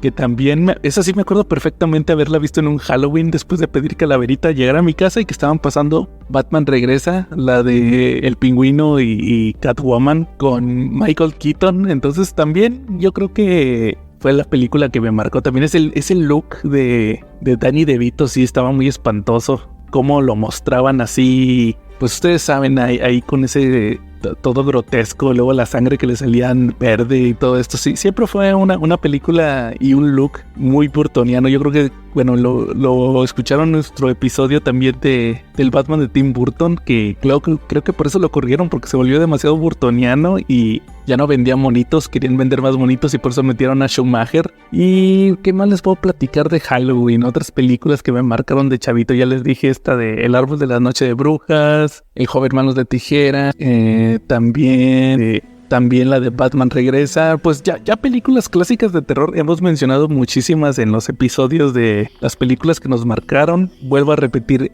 It de los 90s, pues me traumó durante varios años este payaso, que creo que nunca vi ninguna de esas en Halloween, nunca me tocó verlas en Halloween. También Chucky sí recuerdo haberlas visto alguna vez en Halloween, las primeras 3 de Chucky, se me hacen muy buenas. La 1 y la 2 principalmente son las que más me gustan de este personaje, sobre todo la 1, el final, cuando sale todo quemado el Chucky que quiere matarlos ahí en el apartamento. Yo creo que sí, siempre siempre voy a tener bien presente a ese personaje, y sobre todo porque ustedes han escuchado también a lo largo de los años del CC Podcast y ahora el Solo Podcast, que siempre me tocaba ver la segunda función de Canal 5, nunca me tocaba ver la primera, por eso siempre vi Terminator 2, Alien 2, Depredador 2, antes que ver las primeras. Entonces también me tocó mucho ver Chucky 2, mucho más que Chucky 1, y siempre ver el final de Chucky 1 cuando sale todo quemado. Entonces también creo que incluiría Chucky. Jason también, creo que nuestro primer especial de de las películas que nos marcaron mencioné la de Jason muere, Jason The Final Chapter, no recuerdo cómo se llama, que es la 4. Esa me acuerdo que fue la primera que yo vi, la de... sale uno de los Corys, no recuerdo cuál de los dos Corys, que al final así derrotan a Jason, que es el Jason que según todavía no es super zombie, sino más que está como revivido, o no me quedó muy claro si murió o vivió, pero es el Jason que nada más está desfigurado. Sí me acuerdo mucho de cuando la vi, me impresionó mucho cuando era chavito. Creo que también algo que les he de confesar, creo que ya lo mencioné también en el podcast, les digo, ya tantos años haciendo este podcast, el hecho de que también muchas de estas películas de terror pues son como son para adolescentes, salen desnudos, pero como yo las veía en Canal 5 nunca me tocó ver así a las chavas tal cual, sino solamente las insinuaciones. Me acuerdo mucho de esa de Jason The Final Chapter de Viernes 13, porque me acuerdo que es que el chavito del Cory, no recuerdo cuál de los dos Corys está en su casa y luego resulta que llegan unos adolescentes a la cabaña de al lado, la están rentando y luego el vato se emociona bien machín porque ve que una chava se está quitando la ropa ahí en la ventana y el vato bien emocionado.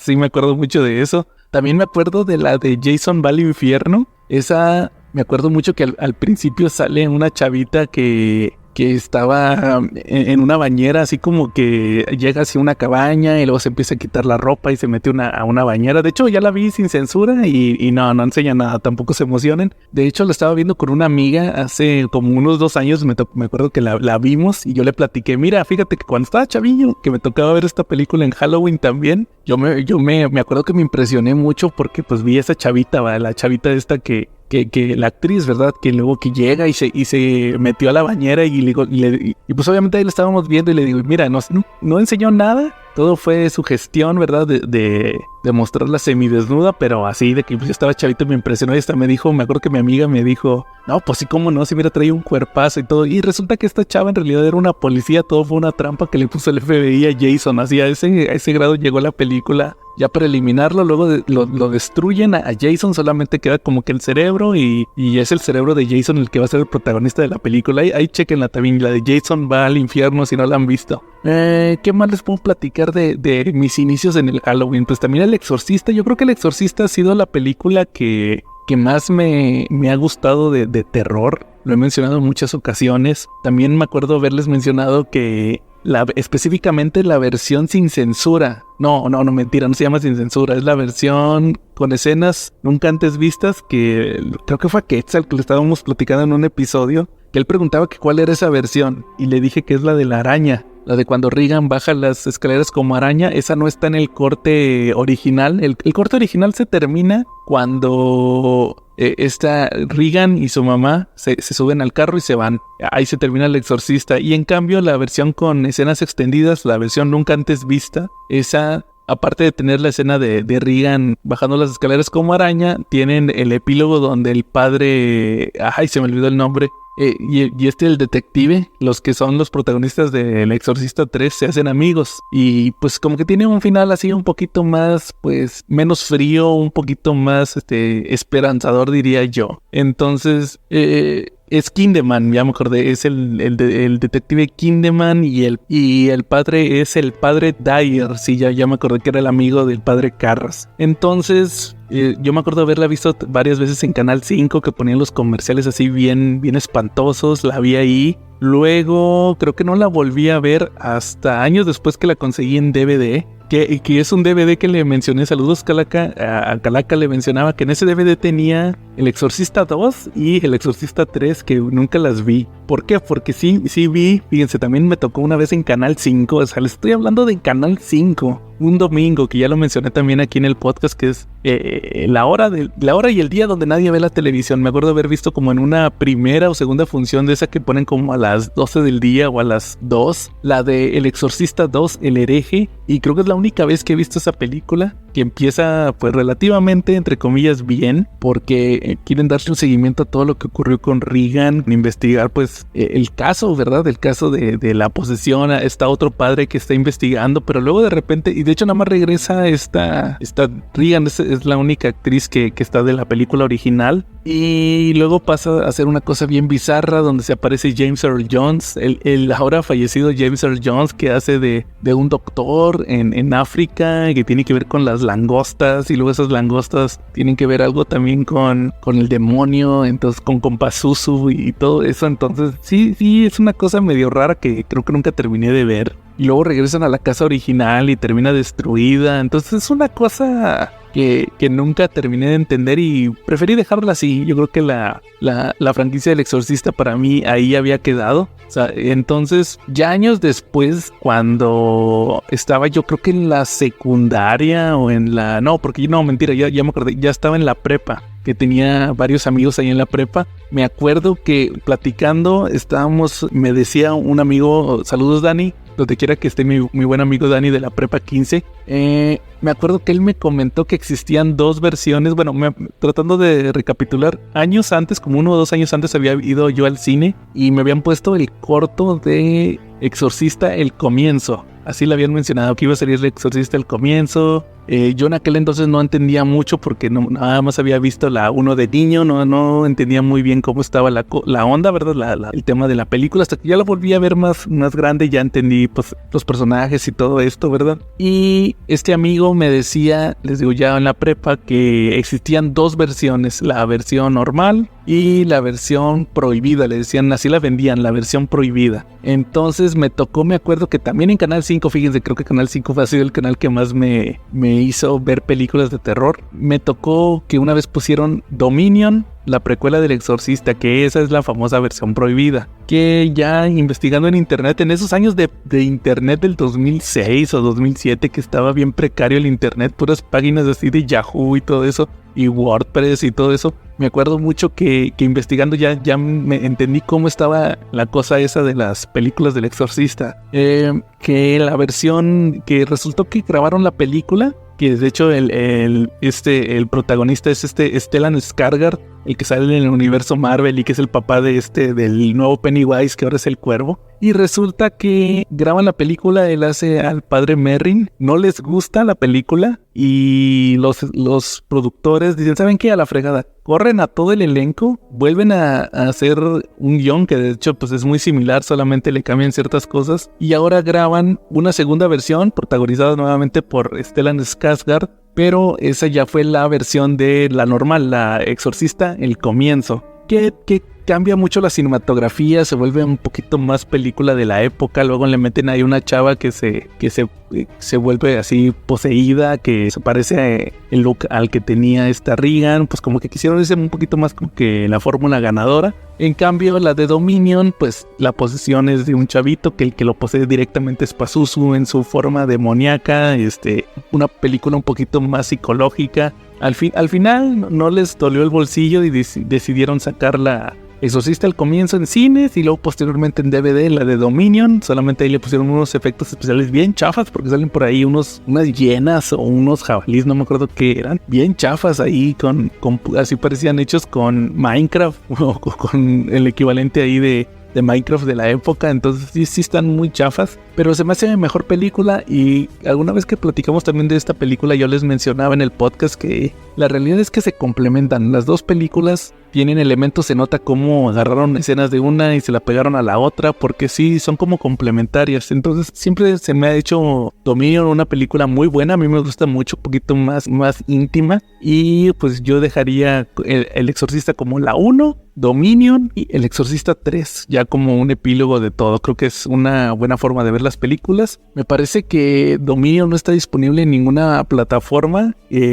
Pueden checarla ahí digital. La película del Exorcista está en Prime, la versión normal, y la versión de la araña, la versión con escenas adicionales, está en Max. Y El Exorcista 3 también pues no la encuentran normal. Búsquenla ahí por medios alternativos y créanme que se pueden llevar una agradable tarde de películas de terror. De hecho, también una tradición que tuve muchos años, que yo creo que ya la estoy retomando desde hace unos 2 o 3, es que siempre en Halloween veo El Exorcista, la versión que me gusta, porque de hecho la pasan en Cinemax. No he checado la cartelera de la próxima semana ahí en el cable, sí la van a pasar, pero el año pasado sí me tocó que la pusieron, la versión extendida. Y ahorita todo octubre en Golden, me parece que es el que es de Televisa, el Golden, han estado poniendo la versión normal del Exorcista, pero les digo, me gusta más la otra versión. Yo creo que es con la que me siento más cómodo viendo. ¿Qué más les puedo platicar de temas de Halloween para esta este especial. Se me hace que ya sé, me voy a hablar de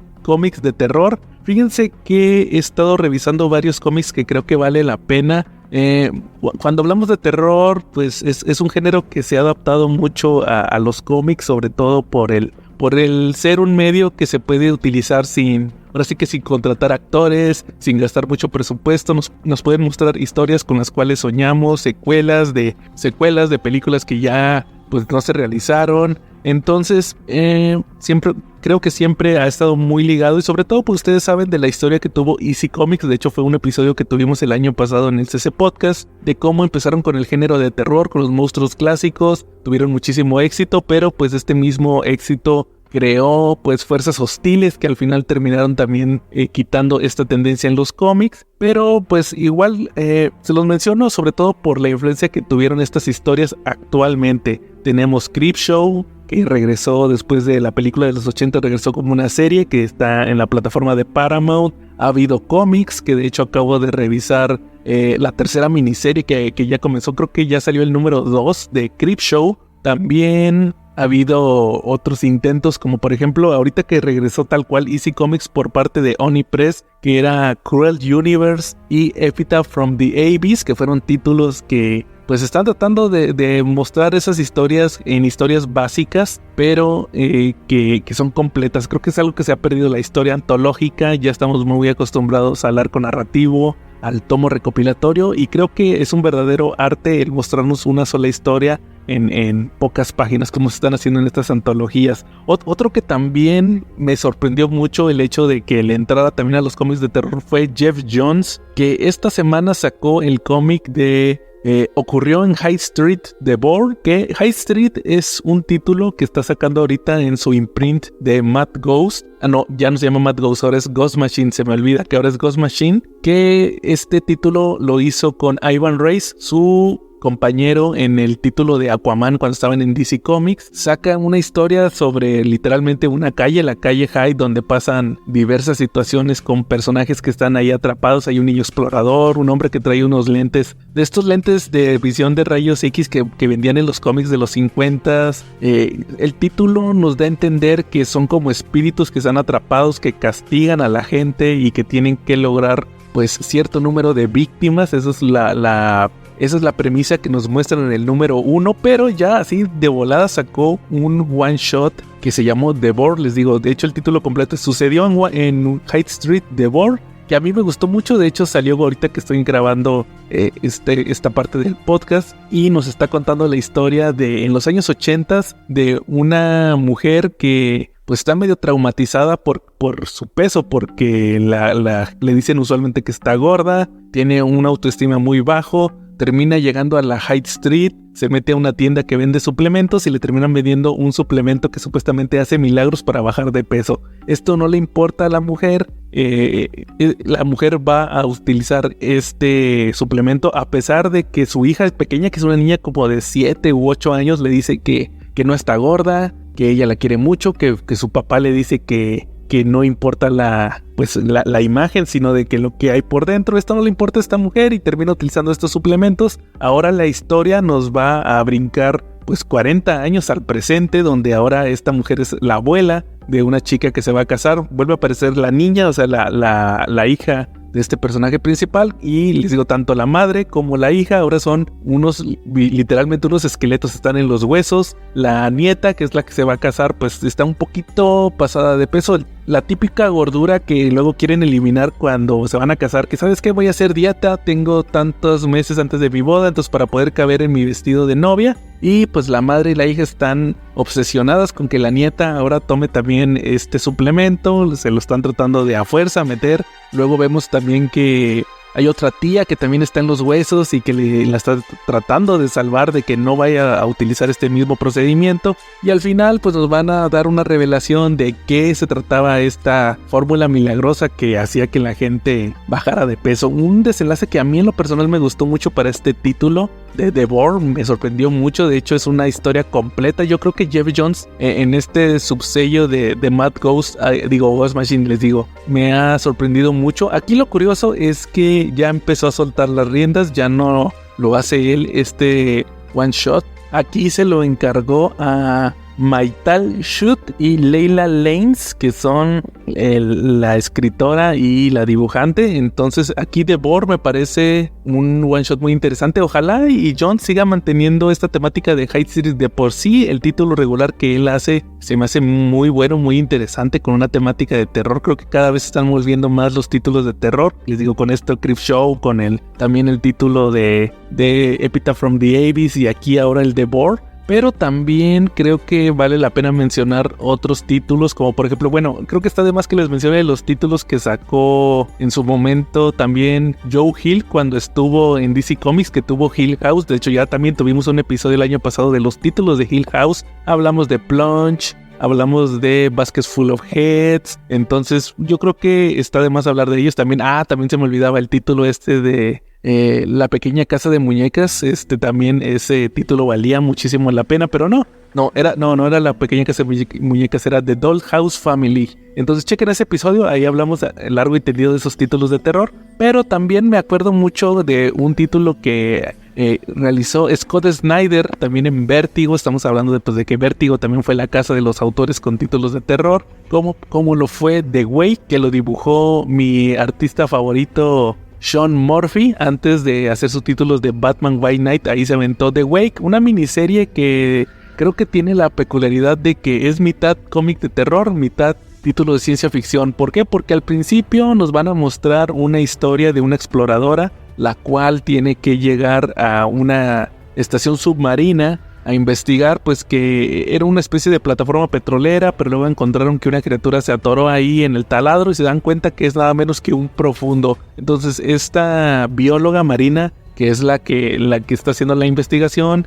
además de que le empieza a ayudar ahí un historiador y todos se empiezan a percatar que siempre en la historia humana han existido ciertos conceptos como el del diluvio en diversas civilizaciones, y también de gente que viene del mar. Entonces como que hacen ahí una relación de que a lo mejor este es el eslabón perdido de la humanidad, el que salió del mar, pero se trata completamente de otra civilización, de una civilización que había estado, pues de cierta manera, cuidando el planeta, pero ya cuando llega a un punto de choque contra la humanidad, pues deciden soltar este diluvio, vamos a llamarlo así, este fin del mundo, este apocalipsis que se supone que tienen que vigilar. Y pues vamos a estar viendo todo este suceso donde pues estas personas van a tratar de evitar esto, pero pues spoiler, no lo van a lograr, porque ahí viene ya la segunda parte de la historia, que cambia completamente ahora a ciencia ficción, donde ya vamos a estar viendo este mundo posapocalíptico. Hablando también de mundos posapocalípticos, ha habido también otros títulos que a mí me han gustado mucho, como por ejemplo, me estaba acordando de un cómic de Swamp Thing. Creo que Swamp Thing siempre se ha prestado mucho al terror.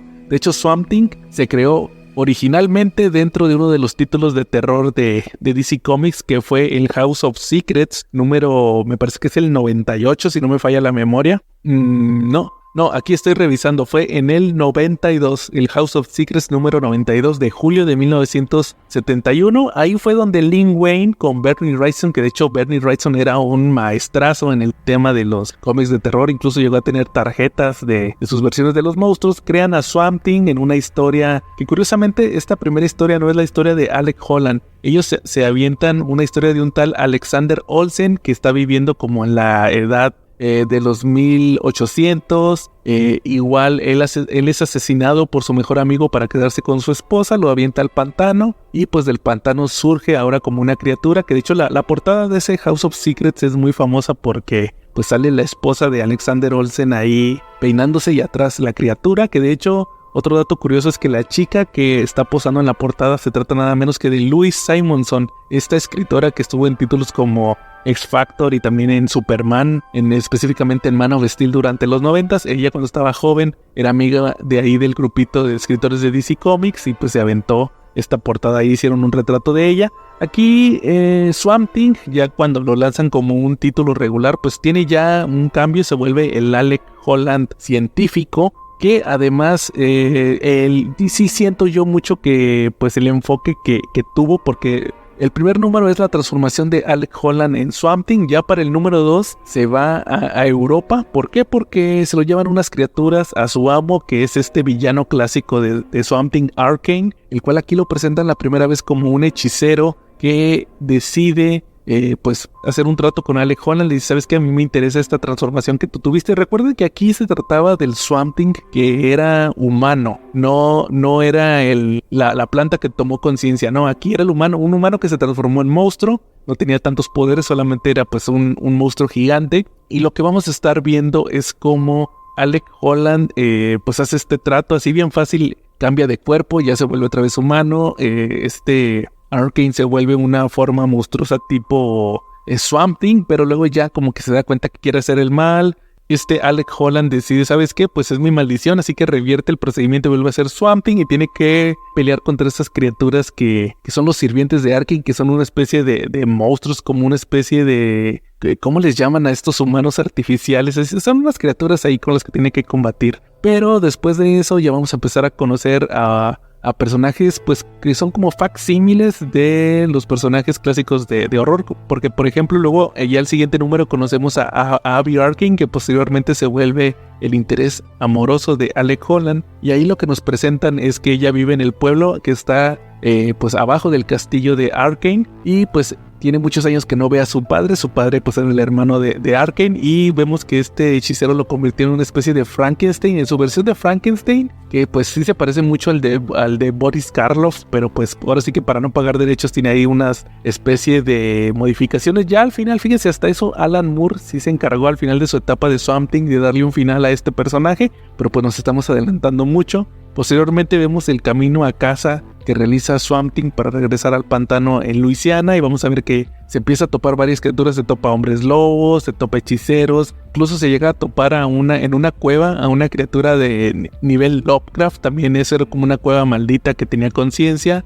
Todas estas desventuras que tiene el personaje son para regresar a su hogar, aparte de que lo está persiguiendo Matt Cable, que posteriormente se vuelve su amigo, pero es un agente del FBI que estaba encargado de proteger a Alec Holland y pues que se siente muy frustrado al no poder haber realizado su misión, pues por lo mismo de que cree que Holland murió y que Swamp Thing en realidad es pues el asesino, por eso también como que lo está persiguiendo. ¿Qué más les puedo mencionar de Swamp Thing? Bueno, luego esta serie se cancela por ahí del número 24, el número 25 ya no salió, se guionizó, pero nunca se realizó, donde al final vemos que efectivamente Alec Holland se puede curar, se vuelve nuevamente humano, después de haber sido Swamp Thing durante 2 años. De hecho, ya en esta etapa ya ni siquiera estaban ni Bernie Wrightson ni Lin Wayne, ya creo que los guiones los hacía David Michelini. Luego cancelan la serie, les digo, posteriormente la regresan en los 80s como la saga de Swamp Thing, que empieza nuevamente con un número 1, niegan el final, o sea, Swamp Thing nunca volvió a ser humano. Pasan 19 números que se me hacen, pues están normales, son nuevamente antologías de terror, ver al Swamp Thing peleando contra estas criaturas, incluso en un número llega a pelear contra unos vampiros, que esto tiene repercusiones más adelante, y ya después de eso, ya en el número 19 entra Alan Moore, que toma control del título. Ya vemos que Swamp Thing es capturado por el gobierno. Vemos esta famosa secuencia de la lección de anatomía donde Floronic Man se da cuenta que ahora en esta nueva versión de Alan Moore, Swamp Thing nunca fue Alec Holland, sino de que se trata de una planta que cree que es Alec Holland. Esto le crea muchos traumas al personaje de Swamp Thing, a tal grado de quedarse catatónico. En eso Floronic Man empieza a usurpar su lugar en lo verde. De hecho, Swamp Thing ni siquiera sabía que era lo verde. Después, ya cuando vuelve a la normalidad, vemos cómo ahora Alan Moore empieza a hacer un desarrollo de monstruos, porque por ejemplo vemos que enfrenta a un demonio simio que era como un simio blanco, ahí le ayuda a Etrigan, es cuando Swamp Thing conoce a Etrigan,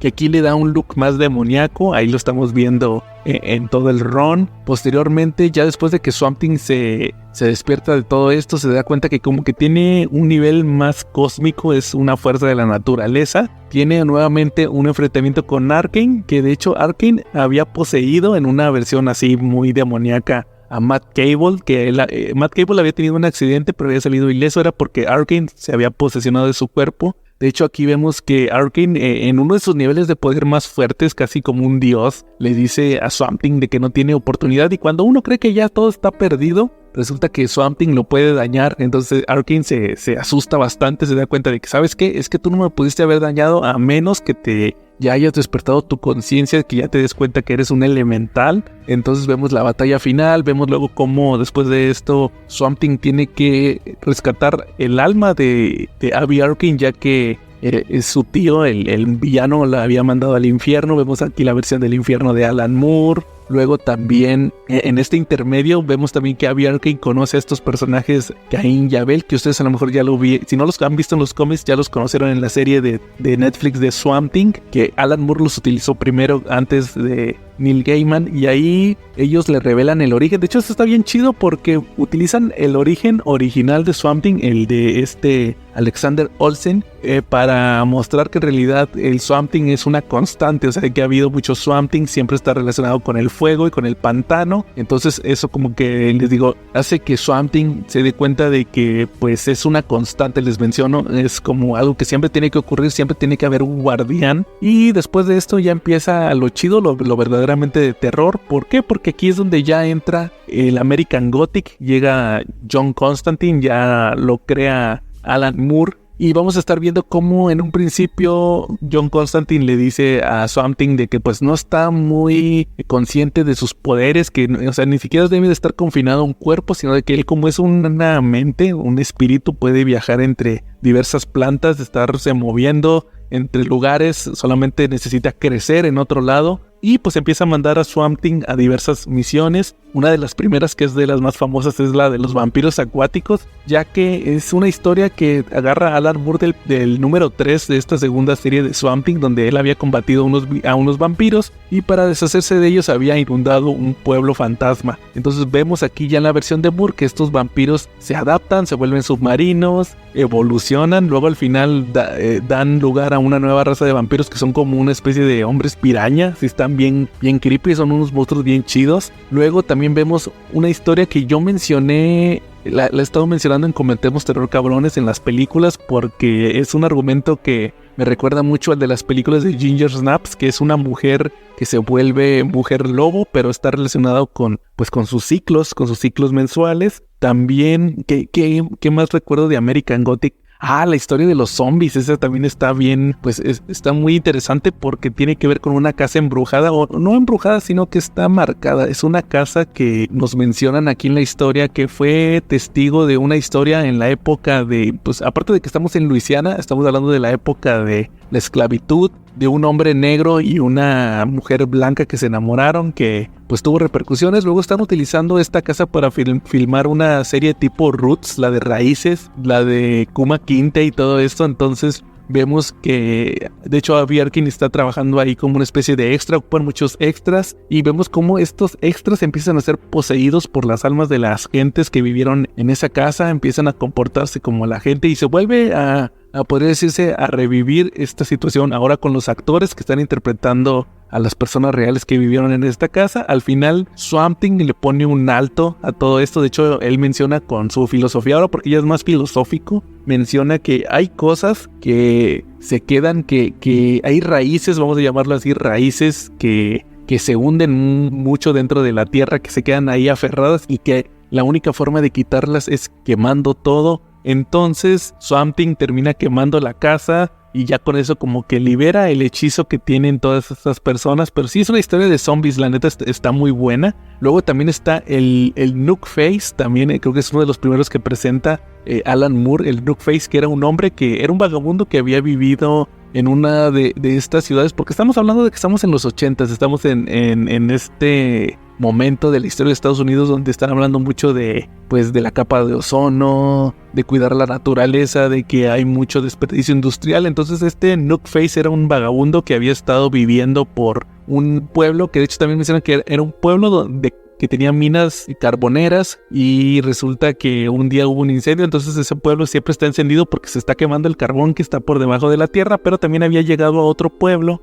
donde habían tirado desperdicios nucleares, y este cuate, pues al ser un vagabundo, terminó bebiendo de estos desperdicios, y pues se vuelve literalmente un hombre radioactivo que anda ahí por todo Estados Unidos. Esa historia está bien chida porque también hay otro personaje que llega ahí a Luisiana, al pueblo donde vive Abby Arkane, y pues resulta que él fue uno de los responsables, es una persona que está huyendo de esta responsabilidad de haber contaminado un pueblo, y pues sí está bien paranoico, tiene a su esposa embarazada, pero luego va a tener consecuencias también ahí, pues medio tristes con todo esto. Es Swamp Thing de Alan Moore, es una de las historias que a mi parecer se volvió uno de los clásicos de terror. Luego vemos también cuando ya explota todo el tema de Constantine, cuando ya le dice Constantine por qué lo eligió, tiene que ver algo con la crisis de Tierras Infinitas, pero también ahí muestra otro personaje que es una especie de esclavo, no recuerdo ahorita el nombre de este personaje, pero es una especie de esclavo que es un hombre así todo retorcido. Ahorita voy a retomar al hombre retorcido, pero es una especie de hombre retorcido que sirve a unos hechiceros malignos que sirven a la gran oscuridad del universo DC Comics. Entonces también es una figura así muy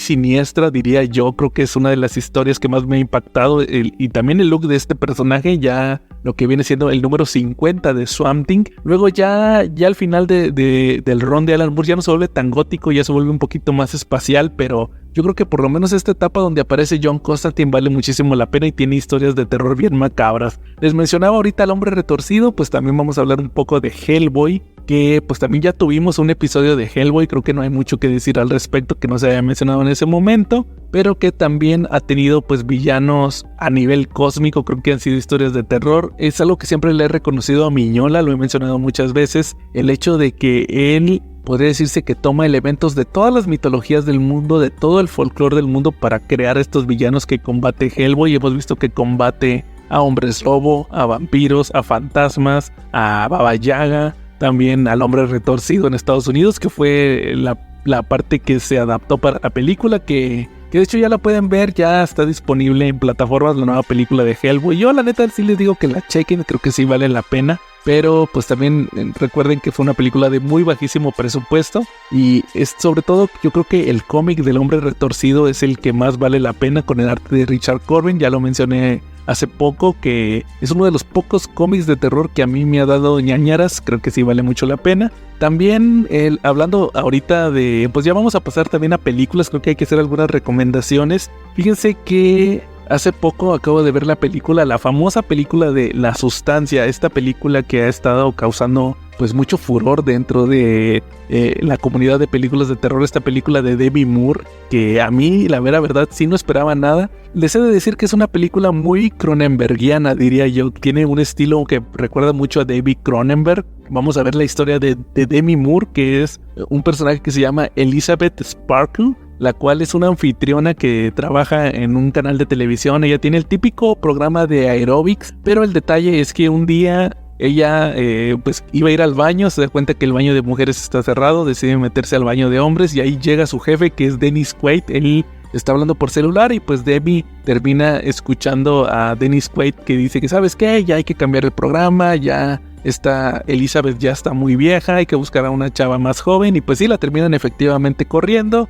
Esto le crea un trauma, ya que vemos que es una persona demasiado superficial, toda su vida depende de su imagen. Termina teniendo, por este mismo nerviosismo, termina teniendo un accidente automovilístico que la manda al hospital. No es algo muy grave, pero vemos que pues está en un shock. Y vemos que por ahí un enfermero le hace como que unos comentarios de que ¿sabes qué? Tú estarías bien para el experimento, eres una candidata. Termina metiéndole ahí en la bolsa una USB que Demi termina revisando en su televisión. Y pues es un video promocional de La Sustancia, el cual es un tratamiento que, según mencionan ahí, va a sacar lo mejor de ella. Y pues ¿de qué se trata? De una vez les voy a mencionar. Es una especie de clon. Hagan en cuenta que Demi sí termina convenciéndose, decide utilizar la sustancia, y pues vemos que le crea de ella más bien tiene que inyectársela, y ella termina expulsando pues una especie de clon mejorado de ella, más joven, que se empieza a identificar como Sue. De hecho, la conciencia de Demi pasa a Sue,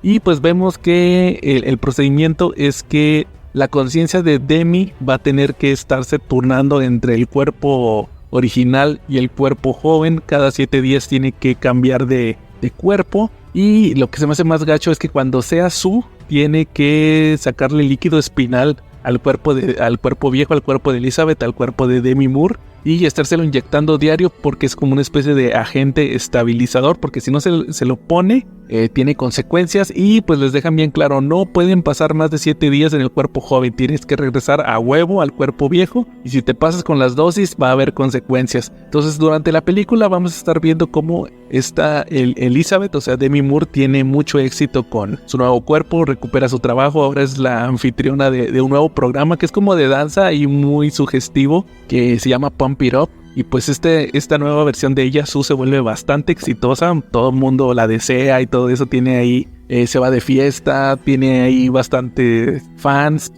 pero pues ahora sí que otra de las frases importantes de La Sustancia es que siempre le mencionaban que no se les olviden que ustedes dos son una sola, no existe Sue y no existe Elizabeth, solamente existe una. Entonces esta conciencia empieza, podría decirse que a crear diferencias, porque luego vemos que Demi, cuando está en su cuerpo viejo, le tiene mucha envidia a Sue, y por otro lado Sue aborrece a Demi por ser vieja, luego también que por estar limpiando los desastres que hace Demi, luego no tiene tiempo de divertirse. Entonces vamos a ver cómo se crea una dualidad en las dos personalidades, se vuelven dos personas completamente diferentes que a lo largo de la película van a estar combatiendo por el control del cuerpo. Todo esto va a tener consecuencias, sobre todo por las carreras que tienen ambos personajes. Vemos una introspección en ambos, sobre todo en Elizabeth, en Demi Moore, que hay un punto donde ya le agarra bastante coraje a Sue y no se lo puede quitar de la cabeza a tal grado de que siente ya más inseguridad por el hecho de tenerla de rival. Ahora sí que ya en un punto se vuelven rivales, a pesar de que pues se trata de ella misma.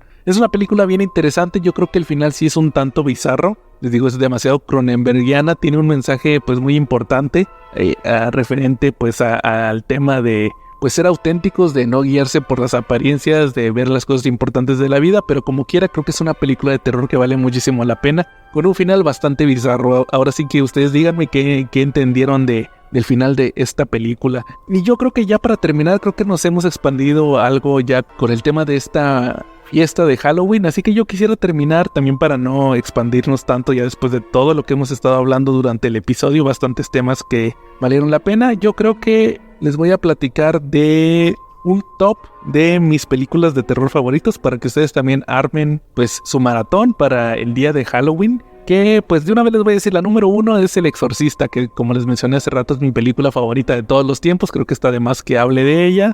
También incluí The Lost Boys, que pues The Lost Boys es una película que ya hablé también en Comentemos Terror Cabrones, fue la película del día 31, también está de más que vuelva a hablar de ella, salvo de que pues es una película de vampiros bastante chingona, que por muchos años fue mi santo grial y que cuando la vi ya entendí muchas referencias a la cultura pop que tiene. Pero también les quisiera platicar de otra película que esta es bastante curiosa porque yo la descubrí cuando ya estábamos haciendo el podcast, que es la película de In the Mouth of Madness, una película de John Carpenter que en su momento pues sí fue bastante ignorada, creo que incluso perdió dinero, pero se convirtió en una verdadera obra de culto para el director. Es una película protagonizada por Sam Neill, la cual a mi parecer, y sobre todo porque recuerden que la semana pasada tuvimos el episodio de Lovecraft, les puedo mencionar que toma muchísimo de la mitología de este escritor. Vemos a Sam Neill, el cual interpreta a un investigador de seguros que se llama John Trent, el cual en pocas palabras su trabajo es descubrir, de hecho él lo dice al principio de la película, descubrir fraudes. Él cuando ve que una persona va a cobrar un seguro por una situación como por ejemplo un robo o un incendio, él se asegura que efectivamente hayan ocurrido esos robos o esos incendios y que no se trate de un fraude. Es un investigador muy exitoso y termina siendo contratado por uno de sus clientes habituales, pero para que represente a una editorial de libros, ya que ellos están investigando que un escritor de horror que se llama Sutter Kane ha desaparecido. Ellos están esperando que entregue su nuevo libro, hay contratos, hay también películas en desarrollo, entonces necesitan que termine el libro y pues él desapareció, piensan que a lo mejor pudo haber sido un fraude, que todo esto lo está orquestando la editorial, entonces pues mandan ahí a John Trent a encontrarlo. Y pues resulta que este escritor Sutter Kane, literalmente lo mencionan en la película, vende más que Stephen King, es muchísimo más exitoso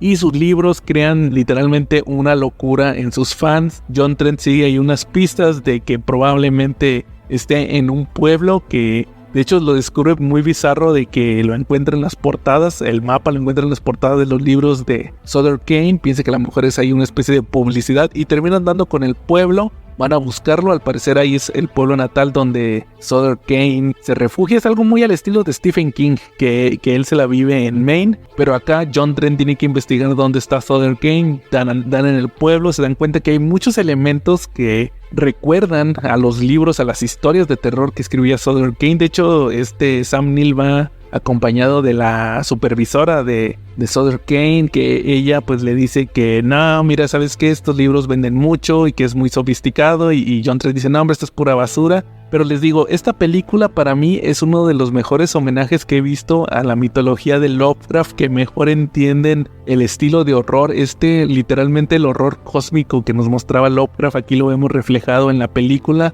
en una forma que de cierta manera rompe la cuarta pared. Vemos un final bastante también extraño, yo creo que en su momento se me hizo muy impactante el final de la película, y que vemos que John Trent, Sam Neill, fue en realidad otro personaje más de esta literatura. Creo que es una película bastante buena. A mí me voló la cabeza la primera vez que la vi. Me la topé, les voy a decir, en el canal TCM. Me la topé una vez y vi un cacho, me gustó. Y luego no me acordaba muy bien del título cuando me la volví a topar en una repetición en Space, en el canal Space ese que es de TNT. Como a las 4 de la mañana vi que la habían pasado, la puse y ahí fue donde ya me la chuté completa. Esta, fíjense, la pueden encontrar en YouTube. Ya ven que ahorita en Comentemos Terror Cabrón les he estado diciendo dónde pueden encontrar las películas. Pues esta la encuentran ahí bien fácil en YouTube. Ahí está, In the Mouth of Madness, la pueden checar y creo que vale bastante la pena. Les digo, se volvió una de mis películas favoritas. Y ¿saben qué? Se me estaba olvidando. No solamente está en YouTube, ya la subieron a Max. Este mes la subieron al servicio de Max, entonces también ahí ya está disponible.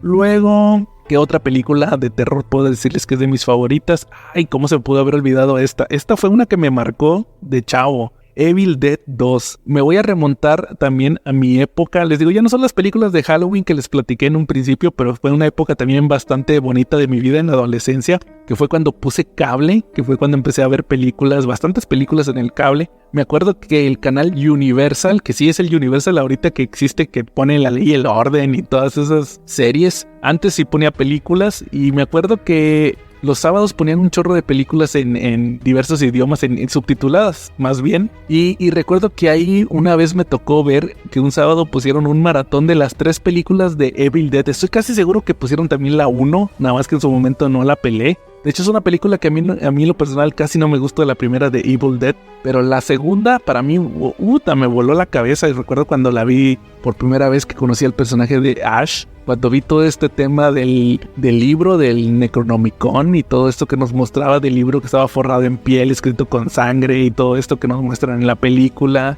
de estos Deadites, de esta maldad que está en el bosque. Y a pesar de que mucha gente podría decir, ¿sabes qué? Es que la película original es mejor porque es más de terror y esta es más como de comedia. Yo creo que se volvió un ícono Bruce Campbell. Que de hecho pues a Bruce Campbell yo ya lo había visto en las películas de Spider-Man, en la película de Super Escuela de Héroes, pero pues yo no sabía ni quién era. Hasta cuando vi Evil Dead me di cuenta de la relación que guardaba con Sam Raimi. De hecho ni siquiera sabía que Sam Raimi, el director de Spider-Man, era el mismo de Evil Dead, que Evil Dead fue lo que lo lanzó a la fama. Pero ya después de que terminó Evil Dead me tocó ver Army of Darkness, que es la continuación, y pues ahí continúa la historia de Ash, donde vemos cómo sigue combatiendo a la maldad del Necronomicon, y pues ahí fue donde yo me volví fanático de Evil Dead. De hecho, también les puedo mencionar que otro de mis santos griales fue conseguir una versión digital de Evil Dead 2, porque nada más la encontraba en una calidad muy baja o en español, y no, yo la quería subtitulada porque fue una película que sí la conocí y así estoy acostumbrado a verla. Evil Dead 2, también Army of Darkness, que ahí se da más a la comedia, pero también fíjense que para mí es bien extraño ver Evil Dead 3, o sea, Army of Darkness más bien, y ver el final donde Ash regresa al presente y está en el supermercado, porque para mí eso es algo bien bizarro, es algo con lo que no me siento cómodo. ¿Por qué? Porque aquella vez que la vi en Universal a mí me tocó el final donde se le pasan las gotas a Ash y termina despertando en un mundo posapocalíptico muy al estilo del Planeta de los Simios. De hecho es una escena homenaje, entonces yo creo que para mí ese fue el gran final que tiene Army of Darkness. Y pues después supe que había cómics, que incluso tuvieron un crossover que lo publicó Smash con Marvel Zombies. También Marvel Zombies, fíjense, ahorita que estaba hablando de cómics de terror, Marvel Zombies también fue algo que a mí en su momento me llamó mucho la atención, porque lo conocí en una época donde yo no leía cómics, lo conocí en la época de les digo que yo tenía cable, estaba viendo había unos premios que sacaban en MTV que los pasaban el 31 de octubre, los pasaban en vivo en TNT, fíjense, eran TNT, eran unos premios de MTV. Y me acuerdo que premiaban películas de terror, bandas y todo eso. Y me acuerdo que incluso abrieron una categoría de mejor cómic de terror y ganó Marvel Zombies. Ahí fue donde yo conocí esta historia. Ya después estoy hablando de la época de cuando Smash agarró fuerza con el tema de Civil War y todo eso. Ya cuando reimprimieron, que de hecho yo tengo el tomo bestseller de Marvel Zombies firmado por Arthur Suydam. Que Arthur Suydam, recuerden que él hizo las portadas.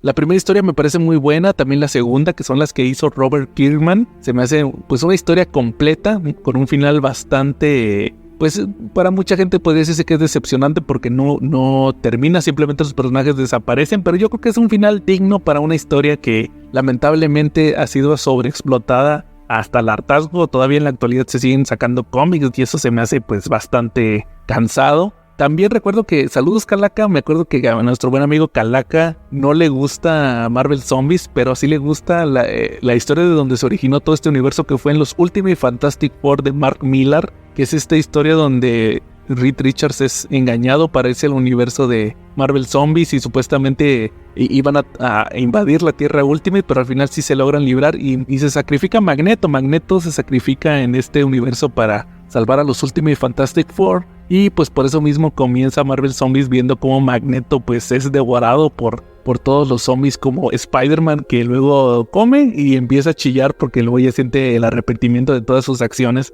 Es otra historia que creo que vale la pena. Chéquense si nunca lo han leído, por lo menos los primeros 2 tomos, o más bien los primeros 2 volúmenes, el Marvel Zombies 1 y 2, el Ultimate Fantastic Four, que se llama Crossover. Esta historia me parece que está inédita en México. Hace poquito, bueno, no tan poquito, hace como unos 2 o 3 años la reimprimió Marvel, entonces a lo mejor igual todavía la pueden conseguir. Entonces esos son los orígenes de estos personajes de zombies que también causaron mucho furor. Luego DC también sacó su versión, que fueron los DCs, que creo que ya llegaron muy tarde y no tuvieron el mismo impacto. A mí la primera miniserie se me hace pues normal, porque vemos cómo sufren los personajes. Ahora sí que no vemos de lleno la invasión zombie, sino de que vemos cómo está ocurriendo y cómo muchos personajes pues empiezan a sufrir por perder a sus seres queridos. Pero yo creo que la que vale muchísimo la pena es otra miniserie que se llamó Unkillables, que está protagonizada por me parece que es Red Hood, o sea Jason Todd, está Bane, están otros personajes que son unos villanos y antihéroes que sobreviven a la invasión zombie, terminan entrando a una prisión.